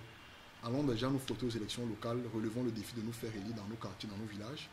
Et après, on pourra travailler, aspirer à autre chose. Donc, voulez-vous faire élire dans vos quartiers, dans vos villages? Pas forcément. Je te vois venir. Je te vois venir. Non, je demande. C'est pourquoi la question. En tout cas, on veut se faire élire localement. Je vais dire ça comme ça. Dans vos quartiers, dans vos villages. On veut se faire élire localement. Voilà. Moi, je ne cache pas. Je crois que ceux qui me connaissent, je suis un petit-fils de Newbel. Mon père est né et a grandi à Newbel. C'est à Newbel que j'ai commencé mon action sociale et politique. Donc, oui, j'ai clairement une ambition pour dans la deuxième. Ça, je ne le cache pas. Mais c'est quand même rare de voir un dirigeant de parti politique ne pas viser la présidentielle et dire commencer par la base, comme on dit souvent, commencer par peut-être pas le maillon faible, mais commencer par la localité pour aller gérer la nation. Parce que beaucoup disaient que il y a certains qu'on n'est pas sûr qui peuvent d'abord gérer une mairie. Mais pourquoi est-ce qu'on va les confier le pays? C'est une stratégie furtive. C'est une question légitime. Au Cameroun, vous savez, quand on est brillant, on a eu un bon MBA ou un doctorat et qu'on a animé 2-3 conférences internationales, on pense tout de suite qu'on est fait pour être président de la République. Et donc on a une pléthore de personnes qui pensent que leur seul destin, c'est d'être président de la République. Parfois, ils traînent même les... Il y a un seul président de la République par génération. Comme on dit, c'est beaucoup une question de destin. Mais moi, personnellement, et là je parle à mon nom propre, si je dois un jour être sorti de la classe politique, c'est de me dire, entre le moment où je suis entré et le moment où j'en sors, que la masse critique de Camerounais conscients et engagés est largement augmentée.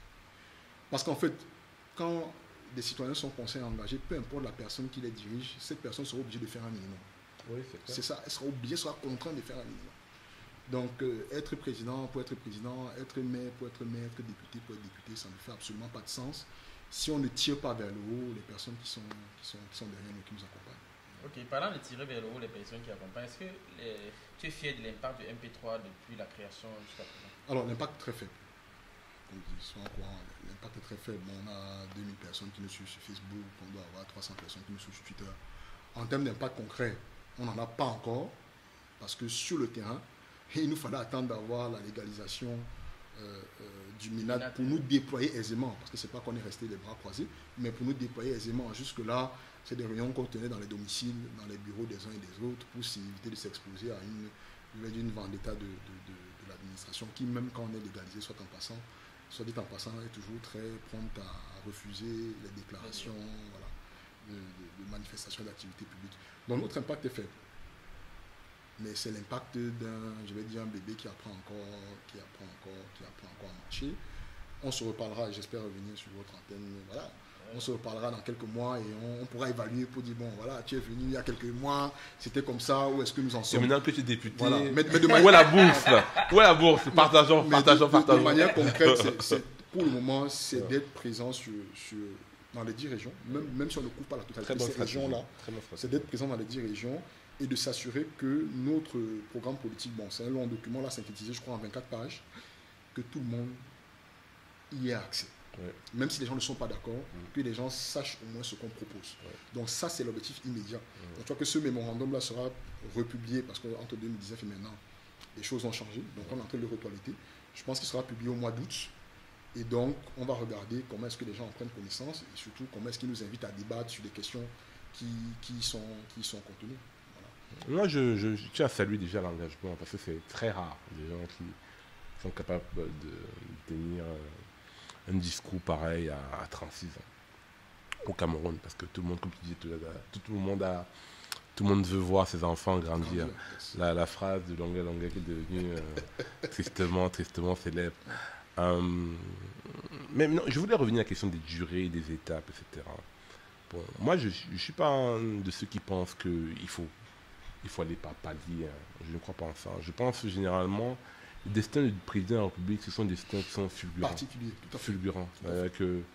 Un gars qui, comme on dit souvent, quand c'est pour toi, ça va te trouver devant ta porte, sur ton lit, ou bien ça te trouve là où tu es. Qui aurait pensé que De Gaulle serait président, un militaire, etc.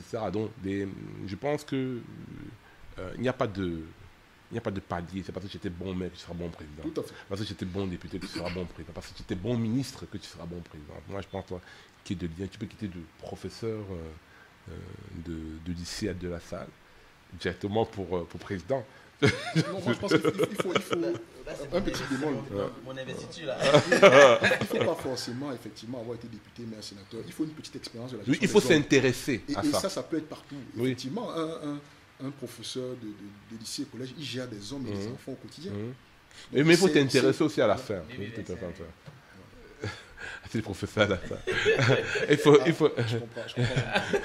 Non, mais là où je comprends d'accord, parce que aussi, ce n'est pas juste que tu es comme ça, tu fais un métier, machin, et puis tu vas dire non. Il faut, comme je disais, être complètement immergé dans la chose, comprendre les C'est une mécanismes. vocation, voilà. Voilà. Comprendre les mécanismes. Tu vis ça au jour le jour. Comprendre les Je pense aussi mécanismes. qu'il faut savoir parler aux gens.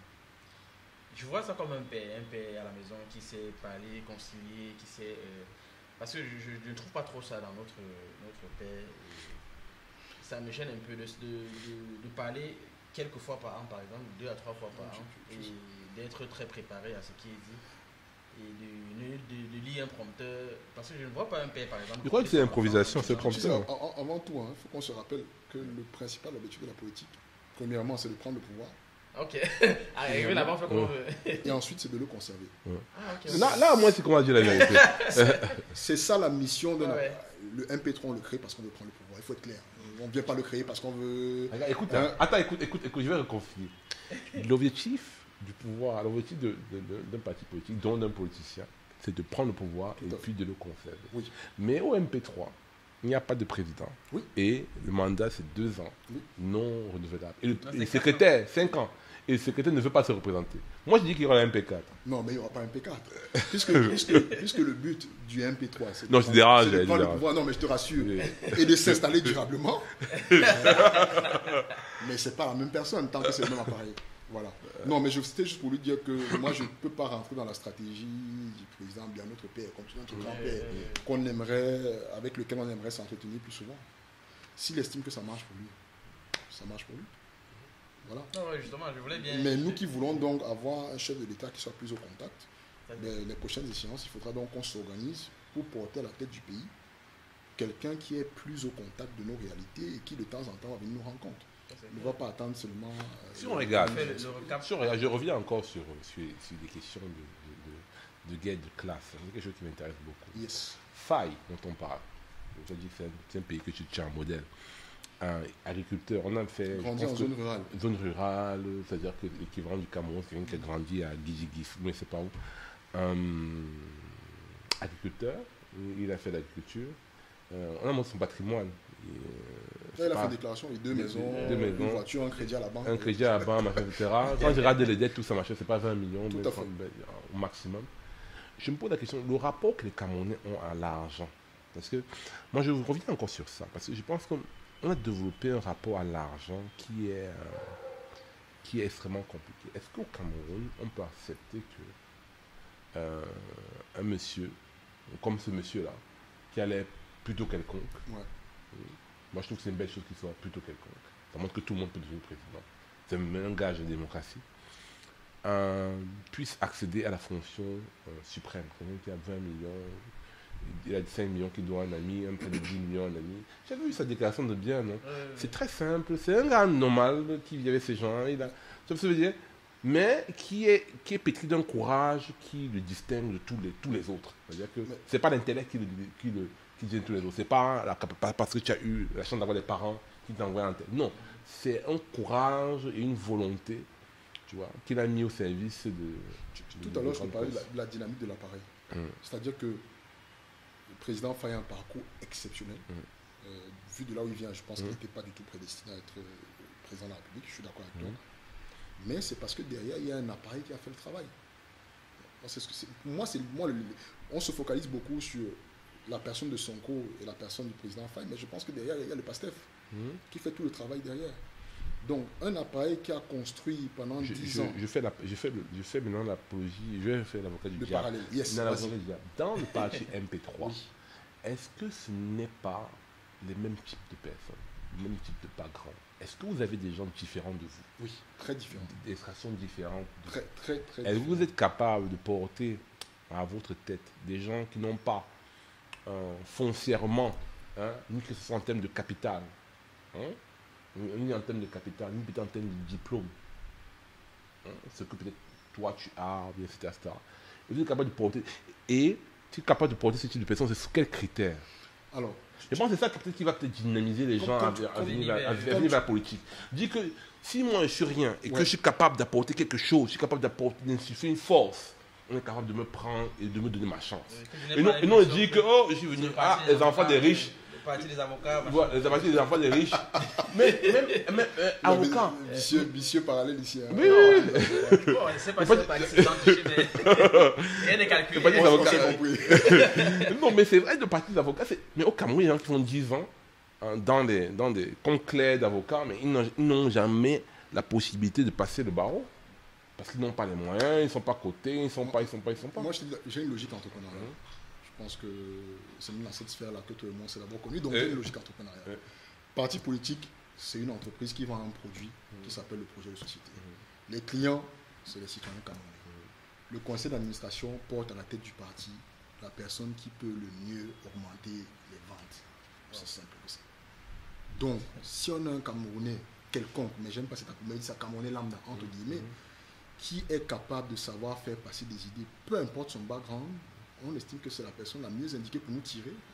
Moi, je pense que vous devez mettre ce message un peu plus en avant. On lui donne la locomotive. Tu vois ce que ça veut dire? Moi, je pense que ça dynamiserait beaucoup de jeunes. Parce que j'ai même parlé comme ça, parce qu'au Cameroun, actuellement, on a l'impression que les partis politiques, c'est pour les bien sachants, les bien habillés, les connaissants. Tu vois ce que je veux dire? Qu'un gars à la rue ne peut pas apporter quelque chose. Donc, ça veut dire, or, il faut dire, et c'est la majorité de Camerounais, comme tu parles de la majorité de Camerounais, la majorité de Camerounais aujourd'hui sont déscolarisés. Parce qu'ils ne croient plus à l'école. Ou alors, parce qu'un gars de la rue, pas qu'il ne peut pas apporter quelque chose, mais il peut apporter quand il va falloir marcher. Voilà, oui, qu'on va le fouetter.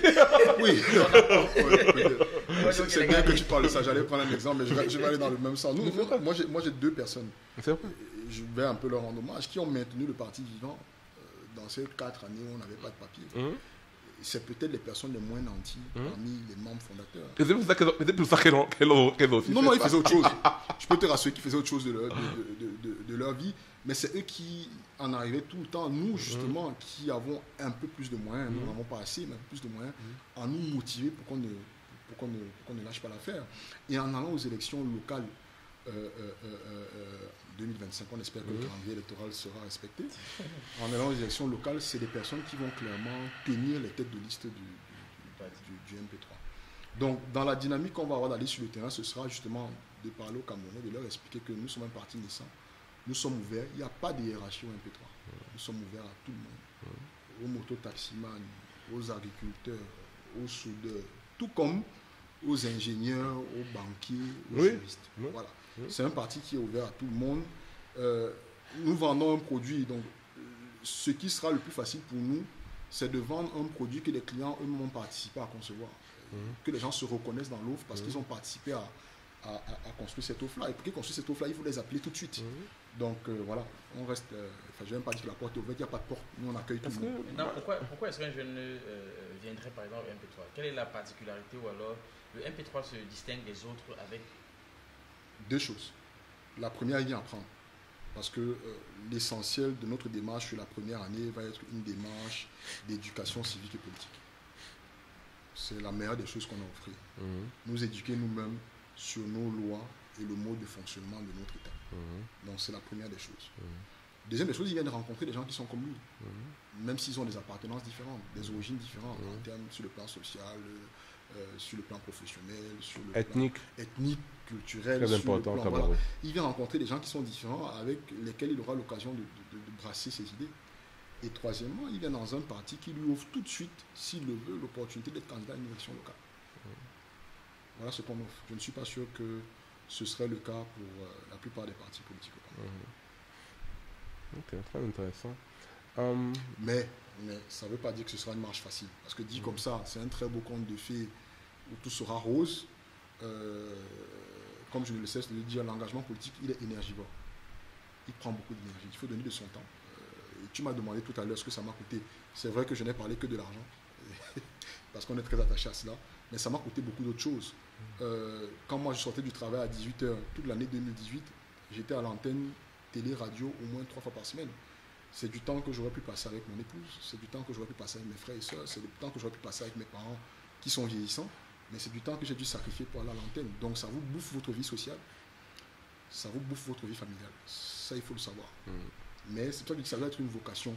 Et plus qu'autre chose, aujourd'hui, on doit se dire que c'est une nécessité vitale. Si on ne le fait pas, peut-être que le Cameroun va définitivement basculer. Donc c'est un sacrifice qu'on doit faire maintenant pour que nos enfants soient un peu plus tranquilles, un peu plus épanouis, un peu plus à l'aise, un peu plus en paix.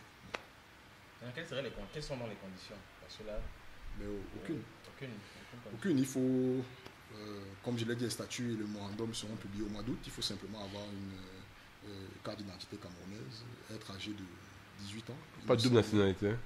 Oh, bon, ça c'est difficile à contrôler. Si quelqu'un vient à une CENI, mais sur cette question en particulier, il faut dire que nous on est favorable à l'adoption de la double nationalité, parce qu'on trouve justement que c'est 2 poids, 2 mesures. Pourquoi? Je ne vais pas citer certaines personnes. Je ne vais pas citer certaines personnes dans les hautes sphères de notre vie sociale, sportive, politique.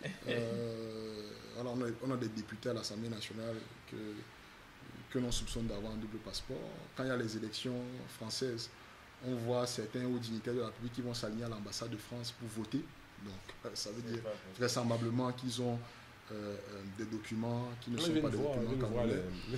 Voilà. Donc, moi, je suis pour l'exercice de certaines fonctions politiques. Je pense qu'elles doivent être réservées à des Camerounais qui n'ont que la nationalité camerounaise. Président de la République, Premier ministre, un certain nombre d'autres fonctions. Mais pour être maire, on peut très bien, de mon point de vue, être quelqu'un qui est engagé dans sa communauté localement. C'est pas parce qu'il y a 20 ans, on a acquis, et très souvent pour des raisons de survie, une autre nationalité qu'on doit être empêché d'exercer cette fonction-là. Surtout que quand nos frères et sœurs nous envoient de l'argent de l'étranger, on ne dit pas non. On est très content. Je trouve que c'est lié parce qu'ils participent à l'épanouissement de la vie nationale. Ils contribuent à construire des écoles au Cameroun. Ça veut dire que quoi? Envoyer des enfants à l'école. Mais quand il faut prendre la décision politique, on leur enlève. Ok. Voilà. Continuons le raisonnement. Aujourd'hui, à quoi, pour ne pas citer ce quartier, il y a plein d'investissements des gens du pays Dragon. Le pays du Dragon. Le pays du Dragon et le pays des cèdres. Il y a aussi le pays des cèdres. Le pays du Dragon et le pays des cèdres. Voilà, il y a beaucoup d'investissements. Il y a beaucoup d'investissements de ces gens-là. Ils ont souvent les passeports camerounais. Ils ont souvent les passeports camerounais. Ils ont des cartes d'identité camerounaises. Donc ça veut dire qu'on envisage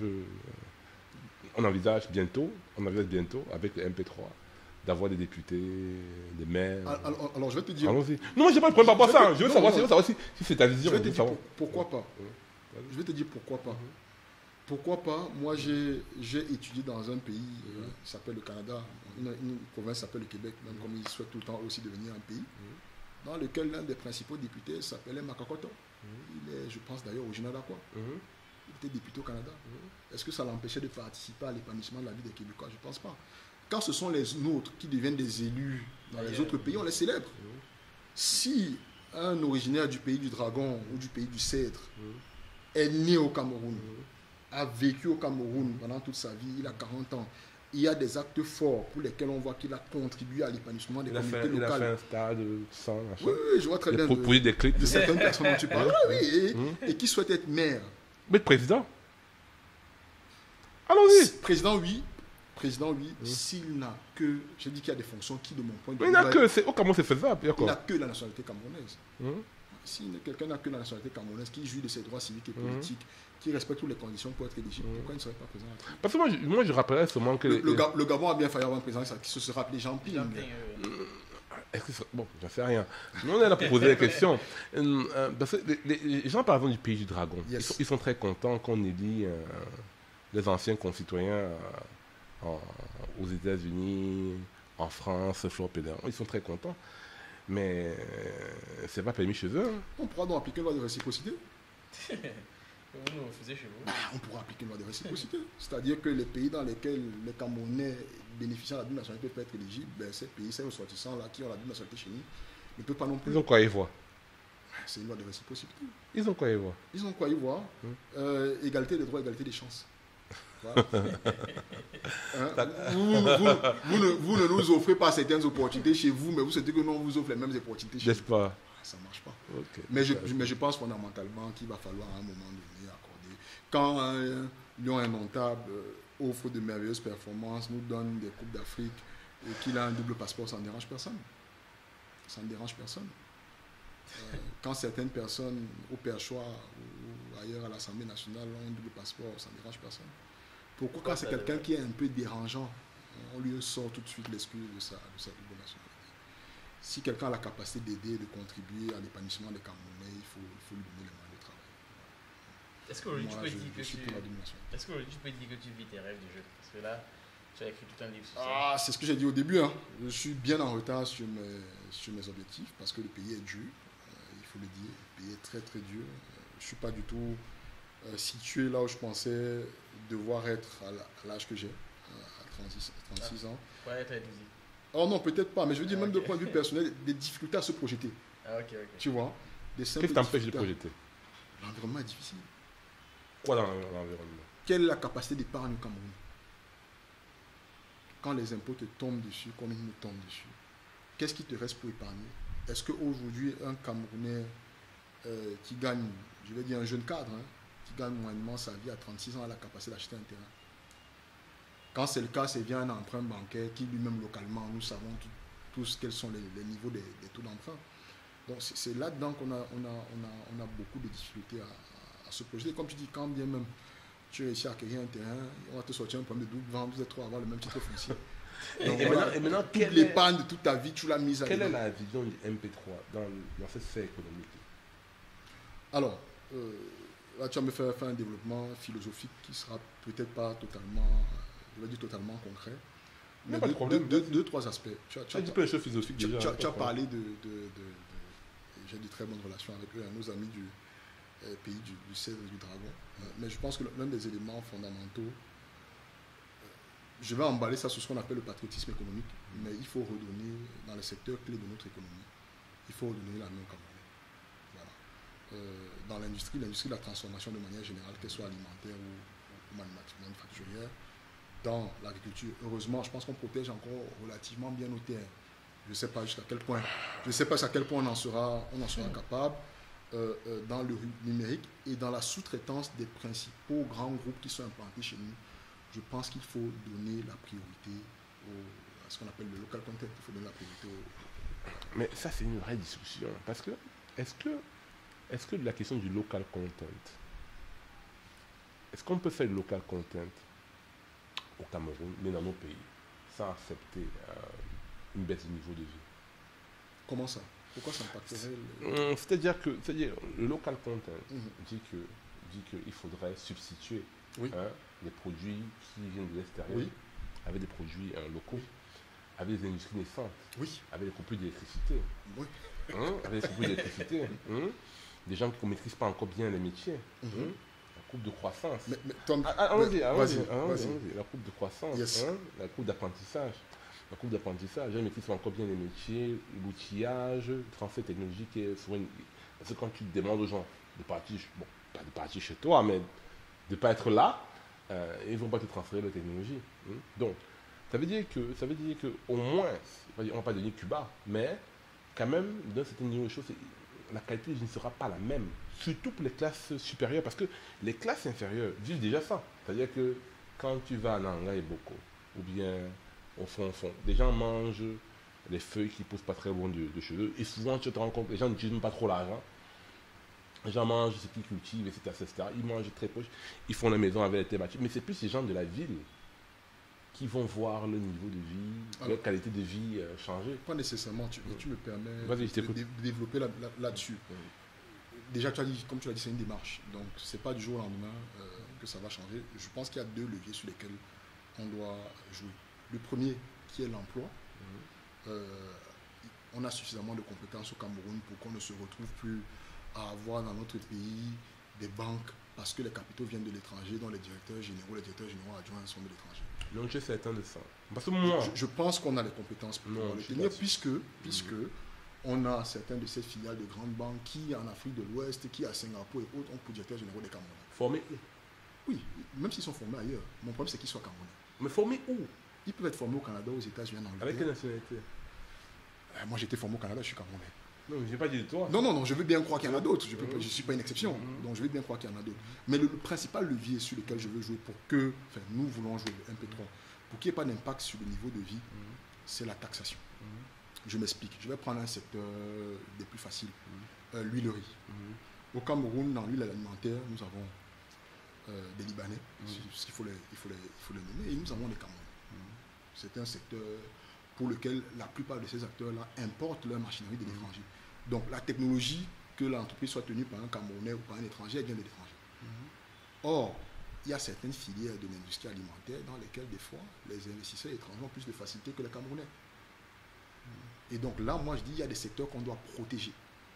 La technologie, on n'a pas besoin de l'avoir aujourd'hui pour créer une industrie qui fabrique de l'huile de palme, une industrie qui fabrique des yaourts, une industrie qui fabrique du sucre. On n'a pas besoin d'une intelligence particulière. On importera tous des machines de la Turquie, de la Chine, de l'Allemagne ou du Japon. Peu importe. Mais ce que je dis, c'est que quand c'est des Camerounais qui se lancent dans ces secteurs-là, ils doivent avoir plus d'avantages que les autres. Et ça participe de mon point de vue du local au niveau de la taxation. On doit leur donner plus d'années sans payer la patente. On doit, dans les secteurs protégés, diminuer l'IS quand les capitaux sont majoritairement tenus par des Camerounais. Voilà. C'est vrai que la pays fait déjà travailler. Nous sommes membres de l'OMC. Hein. Oui, je sais qu'il y a des règles. Je pense qu'on peut toujours, avec un peu d'intelligence, trouver le moyen de protéger les investissements ou d'encourager. C'est ça qui nous a mené aux APE. Donc continuons. Ou d'encourager en tout cas les investissements qui sont faits par les Camerounais. Donc, je n'ai pas défini clairement ces secteurs-là. Je pense que là, c'est un travail collectif qu'on doit faire. Dans les secteurs qui sont clés, on doit protéger l'investissement des nôtres. Non, je suis d'accord. Hein. Je suis d'accord en théorie. Maintenant, dans la faisabilité, voilà, ce sera un combat politique. Et il faut donc qu'on soit plus nombreux à aller le mener. Parce que je sais que ça touche à des intérêts la partie de la réduction délicats. Justement, parce que tu as parlé de la réduction des taxes, par exemple, si les investissements sont camerounais. Dans ce cas, comment est-ce que le gouvernement fait pour... déjà, c'est vrai que les taxes qu'il récupère déjà jusqu'à présent, on ne voit pas où ça part. Mais bon, disons que s'il y a un autre appareil... Ça part à l'école, non? Non, il doit avoir... Et là, disons que si par exemple le MP3 prend le pouvoir, bon, peut-être pas en 2025, parce que tu as dit... Pour le moment, c'est pas une ambition. Mais il a dit qu'il peut y avoir un changement. Si en 2000, je crois que 2032, le MP3 prend le pouvoir. Et ou 2030, on est favorable à un mandat de 5 ans. On espère qu'on va l'amener à 5 ans. Disons qu'en 2030, le MP3 prend le pouvoir. Et qu'on réduise les taxes pour les entreprises camerounaises, comment est-ce que vous aurez l'argent pour peut-être concrétiser ou du moins pour tous les éléments qu'il y aura à faire? Oui, bon, je ne suis pas un spécialiste de la fiscalité, mais il faut savoir que la fiscalité, c'est un cercle vicieux qui se rejoint. On diminue les taxes pour quelque part un tout petit peu augmenter le pouvoir d'investissement. Et les investisseurs, dans ce cas-là, peuvent créer plus d'emplois. Plus d'emplois, c'est plus de consommateurs. Plus de consommateurs, c'est plus de personnes qui paient la TVA. Donc, en réalité, ce qu'on perd d'un côté, on le reprend de l'autre. C'est un peu comme le fameux débat qu'on a depuis sur l'augmentation des prix des carburants. Le carburant est surtaxé. Oui. Seulement que, mon chef, mon chef. Il rebondissait sur un problème qui peut aider les Camerounais. Non, c'est pour dire que le carburant est un produit qui est surtaxé, mais de l'autre côté, on a une situation où le gouvernement nous disait qu'ils sont en train de mettre en place une subvention. Donc, nous, notre position là-dessus, ils ont retiré la subvention, le prix a augmenté. Pour nous, ils devraient simplement avoir une étude de la péréquation des prix des produits pétroliers, éliminer un certain nombre de taxes qui permettent de maintenir le prix malgré le retrait de la subvention. Voilà, moi je crois que c'est des choses qui peuvent se faire. Ce que l'État perd d'un côté, il peut le récupérer de l'autre. Le problème, je veux faire l'avocat du diable. Moi je crois. Vas-y, fais-le. Comme ça, tu me permets de commencer à sortir des éléments du programme de MP3. Voilà. Non, mais la question est que on est à faire ça. Le Cameroun, je dis le Cameroun, 1960. On va déjà 60 ans. 70 bientôt. 70 ans. Ouais, 70 ans, on va 70 ans. On a fait ça. Les capitaux sont à l'étranger. On a encouragé, on a créé la FOGAP. On a fait plein de choses pour permettre à certaines personnes d'émerger dans le domaine du tabac, dans le domaine de ceci, dans plein de domaines. Okay? On a vu là où dans certains cas, là où l'argent atterrit, tout à fait, dans des paradis fiscaux, dans des maisons à Paris, etc. etc. Donc, ce que tu dis, l'économie circulaire dont tu parles, là, non, souvent ça finit à Paris. C'est-à-dire qu'on prend 3 milliards, ça peut acheter un appartement, tu vois ce que je veux dire? Donc, ce n'est pas ça.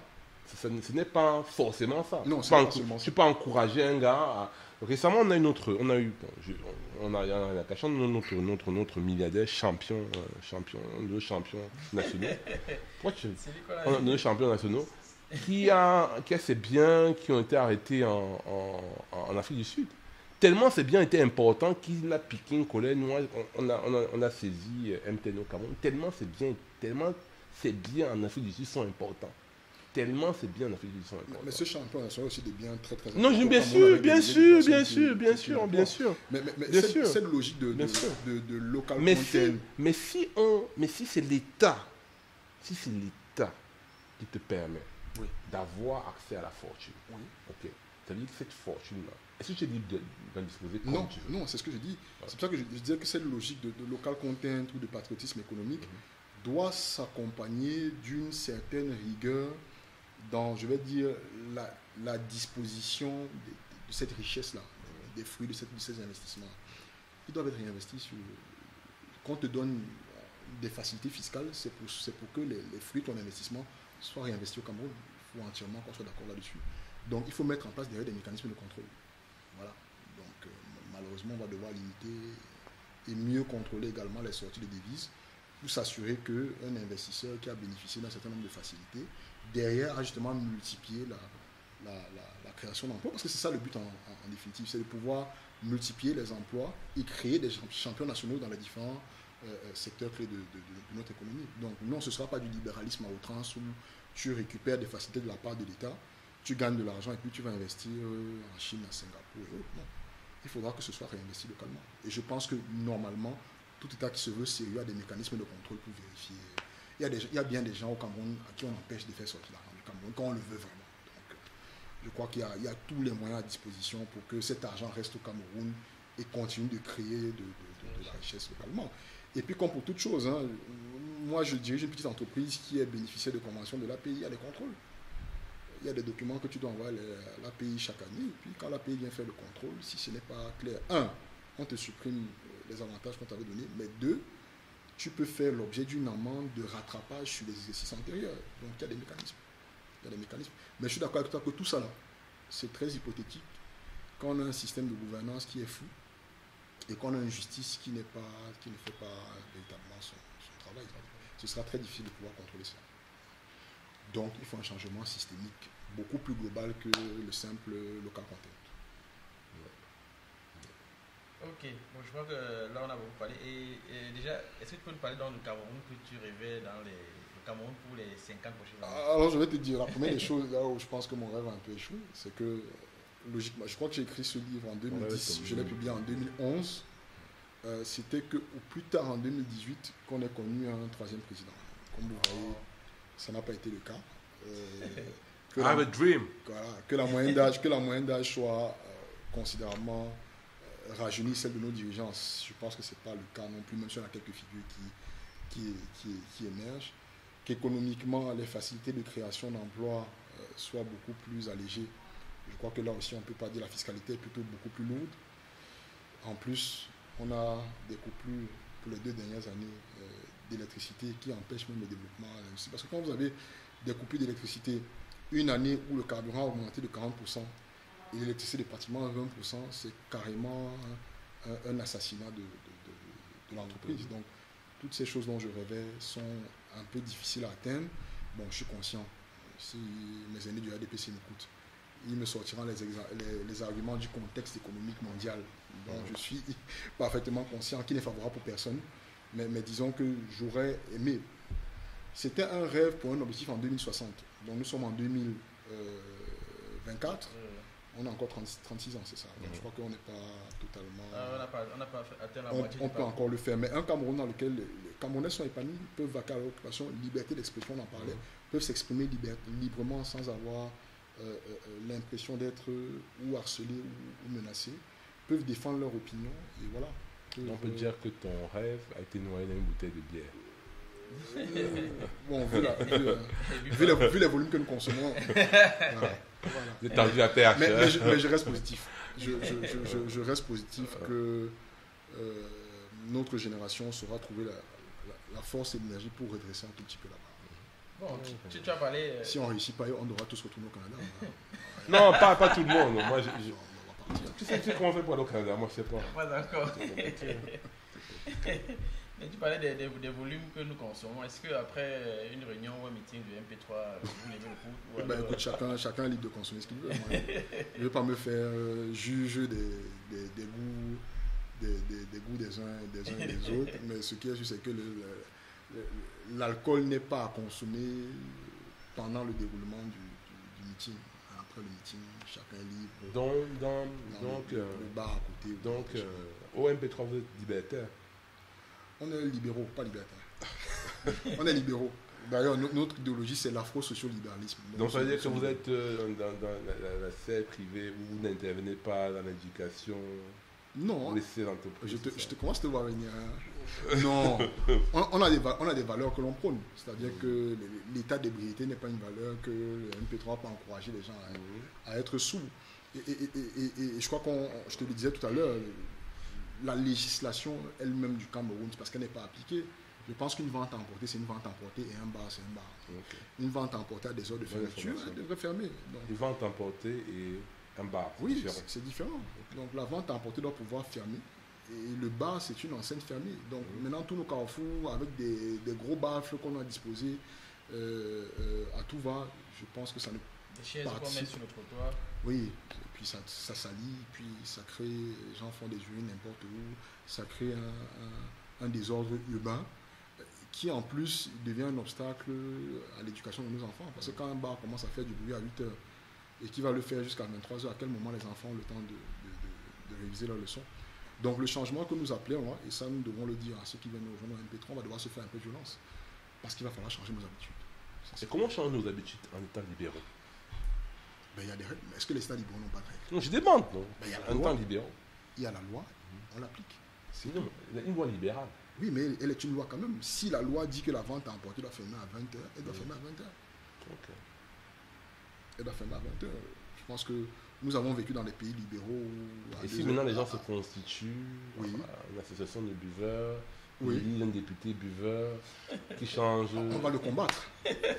Et s'il nous gagne, à une élection, ça veut dire que les Camerounais auront décidé d'être des buveurs, dirigés par des buveurs. Okay. Et comme je dis, la seule chose qui nous restera à faire, ce sera... Donc ça veut dire que... Déjà qu'actuellement, ils ont décidé d'être dirigés par... Bon, je sais pas, je connais pas les habitudes de consommation de ceux qui nous ont dirigés. Mais en tout cas, on a accepté d'être dirigés par des gens qui sont très très vieux, ça il faut le dire. Mais... Il y a un grand gars du Cameroun qui m'aimait boire beaucoup, un whisky qu'on appelle Jimp, qui était... Qu'est-ce que ça croit ça? Je ne sais plus du nom. Mais tant qu'il le boit dans l'espace privé, ça va. Ah ouais. Si je m'en donne encore, je vois chez moi, ça me va. C'est pas un problème. Mais dans l'espace public, ça devient quand même un problème. T'imagines un député entrer dans l'Assemblée nationale avec la cigarette et ça aussi, c'est un obstacle même à notre épanouissement intellectuel, à notre capacité à réfléchir. Le bruit. Oui. Le bruit. Quand quelqu'un veut écrire un livre, il va dans un endroit calme. Quand un artiste veut créer, que ce soit un peintre, un dessinateur, un photographe, il va dans un endroit calme. C'est où il intervient. Parce que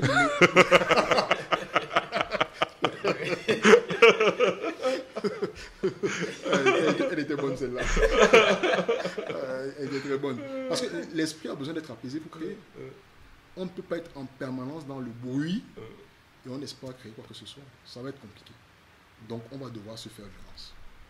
On va devoir accepter qu'on ne peut plus être à déambuler à 22, 23 heures dans tous les carrefours. Alors Martial, des décibels qu'on envoie. alors Martial, Non, elle n'est pas martiale. Elle dit qu'il y a des coins pour ça. Ils sont fermés. mais c'est pas tellement libertaire le MP3 finalement. Je t'ai dit c'est afro-socio-libéralisme. Donc tu peux pas prendre le libéralisme et tu élimines l'afro-socio. Afro, c'est les valeurs fondamentales qu'il va falloir respecter. Mais c'est libéral dans la création d'entreprises, la capacité à chacun de choisir, de donner son opinion. Sur ce plan, on est clairement libéral. Mais ça doit être encadré. Quand tu as dit libéralisme, pas libertinage. Non, moi je pose des questions, moi je sais pas. Je demande seulement, on veut seulement savoir. Il faut bien qu'on puisse distinguer les deux. Ok, très intéressant. Ok, là on est à plus d'une heure de. Mais s'il y avait un. Mais bon sujet, on peut discuter. Bah, écoute, moi je suis disponible, hein. Je ne suis pas en train de partir. Ah ouais. Non, Non, en fait, effectivement. on n'a pas abordé un sujet, le Oui. sujet de l'éducation. Oui. Merci d'aborder ce sujet. On n'a pas abordé le sujet de l'éducation. Moi, C'est ce qu'il attendait de faire. je souhaitais qu'on parle de l'éducation. Je parlais du libéralisme, etc. pour qu'on arrive à ça. C'est-à-dire que, quelle est la vision, quel état que tu fais de l'éducation aujourd'hui au Cameroun? C'est Le bilan, c'est Ce quoi? qui suit, c'est la culture. Comme tu... Alors, je peux pas On te- parle des humoristes après. Est-ce qu'ils font rire hein? je peux pas te Le dire cas de Yannick. je ne peux pas te dire quel est l'état détaillé que je fais. Je n'ai pas fait des états généraux de l'éducation. Il ne faudrait pas que je me prévale d'une compétence que je n'ai pas. Mais dans notre projet, le projet de société du MP3, je reviendrai pour ça, tu m'inviteras pour ça, repose sur 9 principes idéologiques et la transformation de notre système éducatif doit être le quatrième. Il me semble, le troisième. Le troisième. Et de notre point de vue, nous sommes héritiers, légataires de deux systèmes qui nous sont venus par la colonisation. On a fait avec et on se bagarre tout le temps avec. On a un système éducatif francophone, on a un système éducatif anglophone, c'est un peu le cas également dans le droit. Notre vision, c'est qu'il faut avoir un système éducatif camerounais qui va fortement reposer sur les métiers, les STEM, des sciences et des technologies, parce que c'est ça qui porte le développement en réalité, c'est l'innovation, c'est la réflexion. Et donc, c'est de fond les deux. Ces deux langues-là sont des langues dont on a besoin dans le monde dans lequel on vit, mais avec deux, trois aspects particuliers. Le premier, c'est que, et ça c'est même plus loin que le système éducatif, nous sommes en faveur de l'adoption d'une langue panafricaine, une langue nationale à Pour faire les STEM.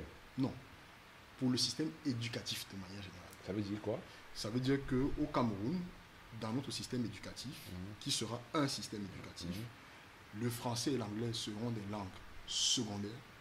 Nous espérons arriver à une langue principale, qui doit être une langue de communication pour les affaires et pour la culture. Nous préconisons le swahili, plus en deuxième langue, comme on faisait l'allemand ou l'espagnol, une langue locale. Voilà.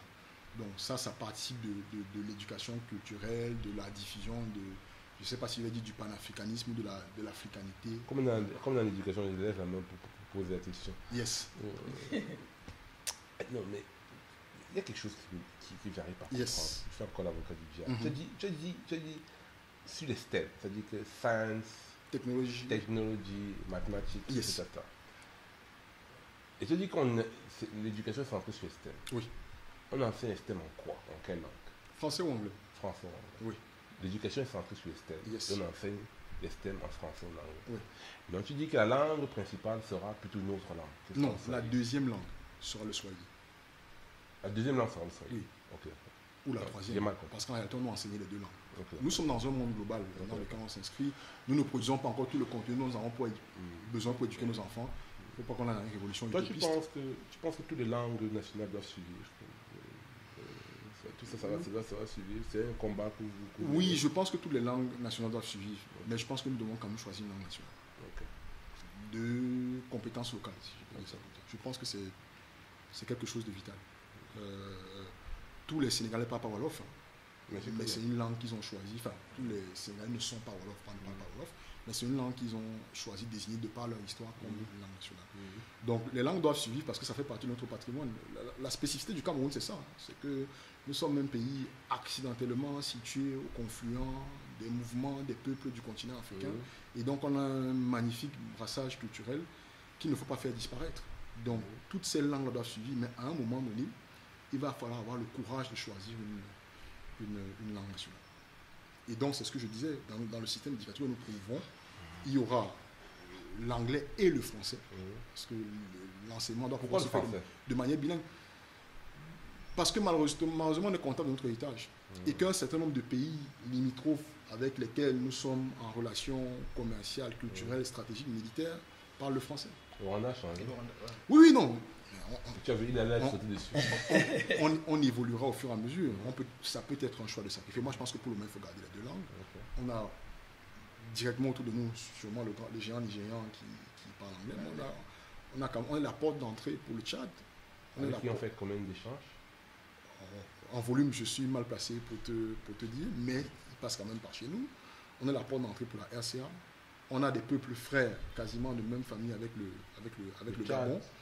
Le Tchad qui a réorienté son corridor, c'était pour le Soudan. Oui, une bonne partie. Qui ne parle pas français. Une bonne partie. Oui, mais il y a pour quand le même... Soudan, mais pour le Soudan où il ne parle pas français. Ils parlent arabe comme eux. C'est-à-dire comme les Tchadiens. Les Soudanais. On parle arabe. On peut. Enfin, non. Attends un peu. Je te parle de langue africaine, tu me parles arabe. Non. Non, je pense que c'est quelque chose qui peut se faire et qui doit se faire graduellement. Okay. Mais dans l'immédiat, on devra choisir une langue. Enfin, il y a une langue panafricaine qui est le Swahili. On devra choisir une langue à compétence nationale. On devra. C'est vital. Mais les STEM, on va les apprendre en français, en anglais comme tout. Okay. Mais l'idée, c'est qu'un Camerounais âgé de 18 ans qui vient d'avoir son baccalauréat puisse justement parfaitement être un citoyen du monde et donc s'exprimer avec aisance en français, en anglais, en Swahili. Et dans la langue locale nationale qu'on devra... Qu'est-ce que tu penses de l'influence que les ONG et organisations non gouvernementales essayent ou bien ont sur notre système éducatif? C'est une influence qui est réelle. Tu as dit tout à l'heure que moi je viens du secteur pétrolier. L'une des règles fondamentales qu'on nous apprend dans le secteur pétrolier, c'est que c'est celui qui paye qui part. Donc si tu bénéficies... nous, en train de mener une réflexion, je fais une petite digression sur le financement de l'Union africaine. Oui. La majorité du financement de l'Union africaine vient des barrières de fonds étrangers. Donc à ce moment-là, comment est-ce que tu peux implémenter une politique de développement purement africaine avec des financements qui viennent de l'extérieur? Donc on a besoin des partenaires au développement pour ne pas faire sans eux. On a besoin de... On ne peut pas faire sans eux. Non, on ne peut pas totalement faire sans eux. C'est des relations qui nous sont bénéfiques. On ne vit pas dans un monde isolé. Je suis que non. Mais il faut revoir ces mécanismes-là. Parce que si je finance l'éducation chez toi, ben, c'est logique que je t'impose d'avoir des programmes qui promeuvent des idées qui permettent qu'on achète des livres chez moi, on achète le matériel chez moi, que vous deveniez plus des gens qui répètent pour continuer d'être en quelque sorte des esclaves économiques des nations qui sont derrière les ONG plutôt que des gens qui innovent et qui créent.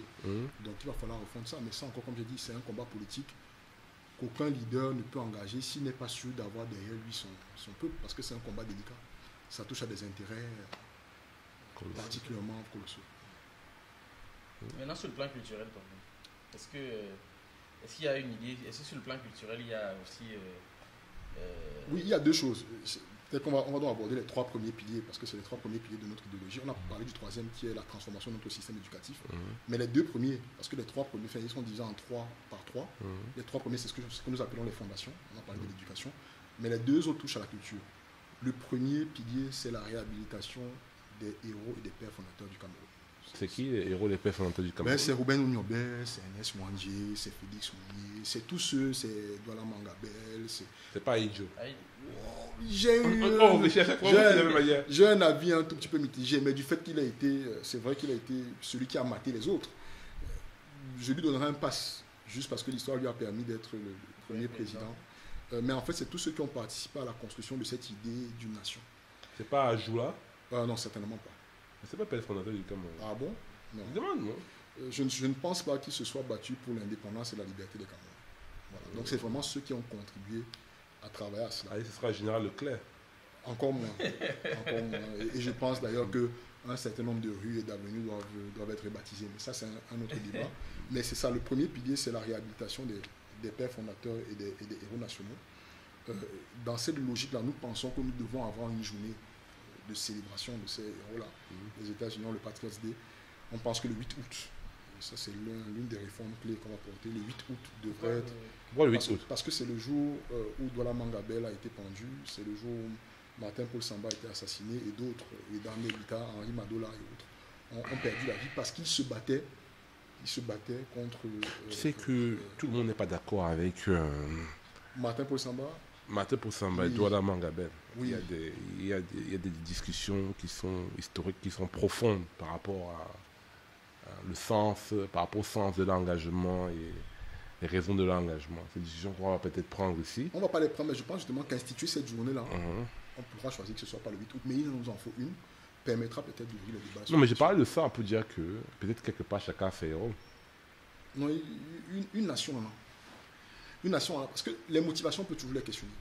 Mais est-ce qu'aujourd'hui, on peut nier que Douala Mangabel a perdu la vie parce qu'il essayait de protéger un territoire qui était celui dans lequel son peuple, le peuple pour lequel il avait été élu ou désigné roi, avait vécu pendant des années. Le peuple là, c'était le Cameroun. Ben oui, moi je parle bien du peuple Douala en particulier et Sawa dans son extension. Est-ce que c'était le Cameroun? Oui, ça allait devenir le Cameroun. Okay. Parce que justement, dans cette lutte, il avait commencé à fédérer d'autres rois. Non, mais ce n'est pas ça la discussion. Là où je voulais venir, yes. Là où je voulais venir, c'était plutôt ça. C'était de dire que, ok, vous avez choisi des héros. C'est un choix que vous avez fait. Tout à fait. Basé sur des faits que vous estimez être des faits. Et sur une idéologie. Et c'est une idéologie, effectivement. Voilà. Maintenant, je voulais faire la réconciliation entre ça et le libéralisme. J'aime toujours faire des liens. C'est-à-dire que si vous imposez une journée avec des héros que vous avez choisis. Nous n'imposons pas une journée avec des héros. Nous imposons une journée pour célébrer, et c'est le nom qu'on a donné, Journée nationale de commémoration des héros. Mais ce n'est pas les héros de tout le monde. Des héros et des pères fondateurs. Mais ce n'est pas les héros de tout le monde. Oui, tu peux caler sur les héros, mais il faut prendre le père fondateur avec ça. C'est-à-dire que... Ni les pères fondateurs de tout le monde. La nation camerounaise a des pères fondateurs. On ne peut pas discuter cela. Le chacun... président Aïdjo, c'est un fait. Il est l'un des pères fondateurs de la nation camerounaise. Le président Paul Biya aussi. Non, je ne pense pas. Pour certains, peut-être. Bah, ces certains-là devront donc prendre le pouvoir. Nous battre à une élection. C'est pas libéralisme. Ils devront nous battre à une élection. Et ensuite, je crois qu'ils le disent. Les membres du ADPC, certains pensent que le président Biya doit être déifié. Donc c'est justement parce que nous on est libéraux, on accepte leur point de vue. Quand on sera au pouvoir, ils devront aussi faire l'effort un tout petit peu d'accepter le monde. Ça, c'est le premier pilier. Le deuxième pilier, justement, c'est la culture. Et là aussi, on a une proposition forte. L'idée générale, c'est de construire une culture nationale camerounaise. Mais ça, c'est un imaginaire. Mais comment est-ce qu'on pense ça? Il y a plusieurs volets. Il y a à travailler, par exemple, parce que les festivals qu'on a, le Ngondo, le Ngwon, atteignent vraiment une dimension, je vais dire, internationale, que ce soit plus des événements à caractère local. Et pour ça, il faut que l'État accompagne cela. Mais globalement, nous pensons qu'au Cameroun, il faut créer ce que nous appelons le Haut Conseil national des cultures. De notre point de vue, il faut sortir le pouvoir traditionnel de la scène politique. Nous ne comprenons pas très bien cette architecture dans laquelle les chefs traditionnels, du fait de leur caractère de chefs traditionnels, sont membres du Sénat, par exemple. La politique est quelque chose de partisan. Le chef traditionnel, c'est un sage. Il doit avoir le recul qui lui permet de pouvoir guider, encadrer l'ensemble de ses enfants, quelle que soit leur appartenance politique ou idéologique. Donc, de notre point de vue, il faut créer un espace d'expression du pouvoir traditionnel qui va être peut-être un autre pouvoir, parce qu'on a le pouvoir exécutif, on a le législatif, on a le judiciaire, et nous pensons qu'il faut à côté, à titre consultatif, instituer un pouvoir traditionnel.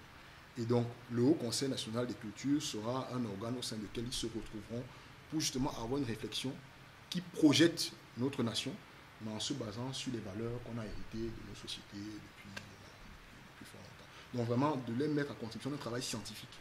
Un travail scientifique qui permet que la culture, ce soit plus juste un truc où quand quelqu'un est malade, quelqu'un vient, il fait 2 gribouilles, la personne est guérie, mais que véritablement, s'il y a des savoirs, et moi je suis de ceux qui pensent qu'il y a des savoirs enfuis dans nos cultures, que ce soit mis sur la table et qu'il y ait un travail scientifique pour que ce soit intégré dans nos politiques économiques, dans notre modèle de gouvernance. Tu penses qu'on vient d'Égypte? Non, je pense qu'à un moment donné, comme Paris, comme New York, l'Égypte a été le centre d'un certain monde, mais voilà, pour l'Africain que je suis, je sais très bien qu'on venait de quelque part avant d'aller en Égypte. Et qu'après l'Égypte, chacun d'entre nous est retourné là où il a pu. D'où vient d'Égypte? Non, l'Égypte n'est pas l'origine. L'Égypte est un lieu de passage. Ça, c'est pas, je ne pense pas que les peuples africains soient originaires de l'Égypte. Et je crois que de plus en plus, les travaux scientifiques montrent qu'on est beaucoup plus originaire d'une zone du Zambèze, qui est très particulière. La zone du Zambie, du Zimbabwe, du Zambèze, et qui dans nos langues, dans plusieurs langues africaines, ce mot-là veut dire Dieu. Dans plusieurs langues camerounaises, Dieu c'est Nzambé, Nzambi, voilà, et que c'est de cette zone-là qu'on vient. Donc on est parti de là pour aller en Égypte, parce que l'Égypte c'était le New York de l'époque, c'était là que tous les savoirs se brassaient. Et voilà, je suis souvent très peiné justement qu'on se limite parce que la vraie richesse de l'Égypte, c'est dans nos cultures. Tous ceux qui ont entamé cette démarche panafricaine ou camétisante pour certains en sont revenus à leur village à la fin. Donc le mystère de l'Égypte, c'est dans la culture camerounaise, dans la culture nationale camerounaise qu'on le construit. Ah, sur le plan culturel, vraiment, j'avoue, j'adore votre position. Oui, parce que la culture, c'est pas seulement la musique. Ouais, justement. C'est pas seulement MP3, la musique. Voilà. Il y a en même temps le pouvoir traditionnel, là, parce que je n'ai pas toujours compris, du moins comme toi aussi, le fait qu'un chef traditionnel soit aussi impliqué dans la politique au point d'avoir un poste. Ça veut dire que non seulement, parce que je dis, à l'Ouest par exemple, on a ce respect pour le chef. C'est ça, il ne faut pas que ça le déshonore. Oui, justement, il ne faudrait pas que le chef soit d'un parti et toi tu sois de l'autre parti. Vous ne pouvez plus vous dire des choses n'importe comment parce qu'il dit ok, toi tu n'es pas de la même chapelle que moi. Tout à fait. Et là ça devient vraiment compliqué. Vraiment, là c'est vraiment. Non, nous sommes clairs là-dessus. Il faut sortir le pouvoir traditionnel. L'avocat du diable. Yes. Le chef peut dire aussi simplement que moi j'ai comme mission qui m'est donnée par les ancêtres d'amener mon peuple comme Moïse, pour ceux qui croient en ça, comme Moïse d'amener mon peuple à la terre promise. Oui. Je pense que la terre promise, c'est ce parti politique-là, c'est ce candidat-ci. Et c'est là où je pense que vous, mes enfants, vous allez pouvoir être au maximum de vos capacités. Vous allez être capable de défendre les intérêts de notre village et que nous allons pouvoir perpétuer notre tradition. Il peut aussi dire ça? Oui, c'est pas interdit. Mais moi, j'aimerais différencier la même personne. Yodi Iram peut être chef traditionnel et Yodi Iram est un acteur politique. Mais il faut pouvoir clairement faire la différenciation entre les deux. C'est-à-dire que je ne peux pas, en tant que chef traditionnel, faire tenir le meeting du MP3 à la chefferie. Non. La chefferie est un endroit d'appartenance qui regroupe des personnes sur des critères particuliers, parce que c'est des familles qui se recoupent par leur lien, leur généalogie, ou par leur lien culturel. Ce n'est pas un lieu où on vient exprimer le lien culturel. Parce que non, ce que je veux dire, c'est qu'on est de la même chefferie parce que nos familles sont des familles qui sont frères et sœurs. Ok. Il y a un nombre là. Oui. Il y a un nombre que les anthropologues ont calculé. Oui. J'ai oublié le nom, j'espère que je pourrai retrouver après. C'est un nombre particulier qui décrit en fait le nombre de personnes qu'un être humain est capable de reconnaître. Oui. Après ça, ce nombre-là qui est à l'origine du fait que il y a un fractionnement entre ethnies, machin, etc. C'est 150. Approximativement 150. Après 150, on ne sait plus. On est obligé maintenant de caractériser les gens en disant que ceux-ci sont des Mbo, ceux-ci sont des Douala, ceux-ci. Parce qu'après 150, on n'arrive plus à savoir qui est qui. Donc, ça peut dire qu'en fait, dans une ethnie, machin, etc., les liens ne sont pas forcément des liens familiaux, directs. Oui, non, ils peuvent être en direct, mais ce que je veux dire, c'est que c'est des liens qu'on peut d'une certaine manière établir en remontant la généalogie. Mais dans ces liens-là, les gens ont des appartenances politiques différentes. On peut faire de nouveaux liens avec la politique. Non, pas dans la chefferie. Je pense que, par contre, le chef peut louer une salle quelque part où il reçoit les camarades politiques. Au Swaziland. Voilà. C'est Swaziland, non? Le chef, c'est le roi, c'est le chef. C'est une monarchie. C'est un choix. Les Camerounais peuvent également faire le choix de la monarchie.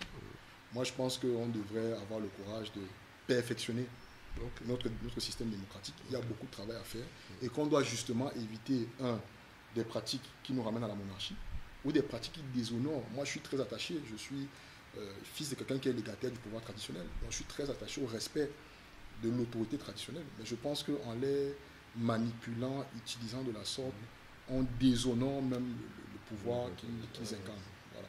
Donc, il faut les sortir de là et leur mettre en place un système dans lequel ils peuvent s'exprimer et apporter leur contribution à la construction nationale. Ok. Très bien. Toute bonne chose à une fin. C'était bien, j'espère que je reviendrai. Ah, c'était tellement Je reviendrai quand le MP3 sera mieux structuré, qu'on aura convaincu les jeunes de s'engager, qu'ils auront moins peur. Et surtout quand j'aurai le sac. Ouais, et le costume, c'est vrai que... Non, le sac. En fait, le sac qui a le contenu, c'est ça. Le sac qui a le... Ouais, ce qu'il faut dedans, c'est qu'on va partager. La table est vide, c'est pas bon. Ouais, quand il dit revenir, quand ils seront mieux structurés, avec tout ce qu'il a dit là, il est bien. Ce que je dis est une théorie que je maîtrise parce que j'ai travaillé dessus pendant des années. L'idée, c'est que tous les Camerounais la maîtrisent comme moi. Et donc, il y a du travail à faire pour finir. Et peut-être que les choses vont finir sur la voie, parce qu'on peut avoir une idée et on finit par être convaincu. C'est pas de cette manière-là qu'il faut l'appliquer. Donc, il faudra que les gens du MP3 et tout le monde. C'est MP3, c'était ça. Aujourd'hui, on a reçu Madame Samuel, un jeune du CID, pas vraiment là.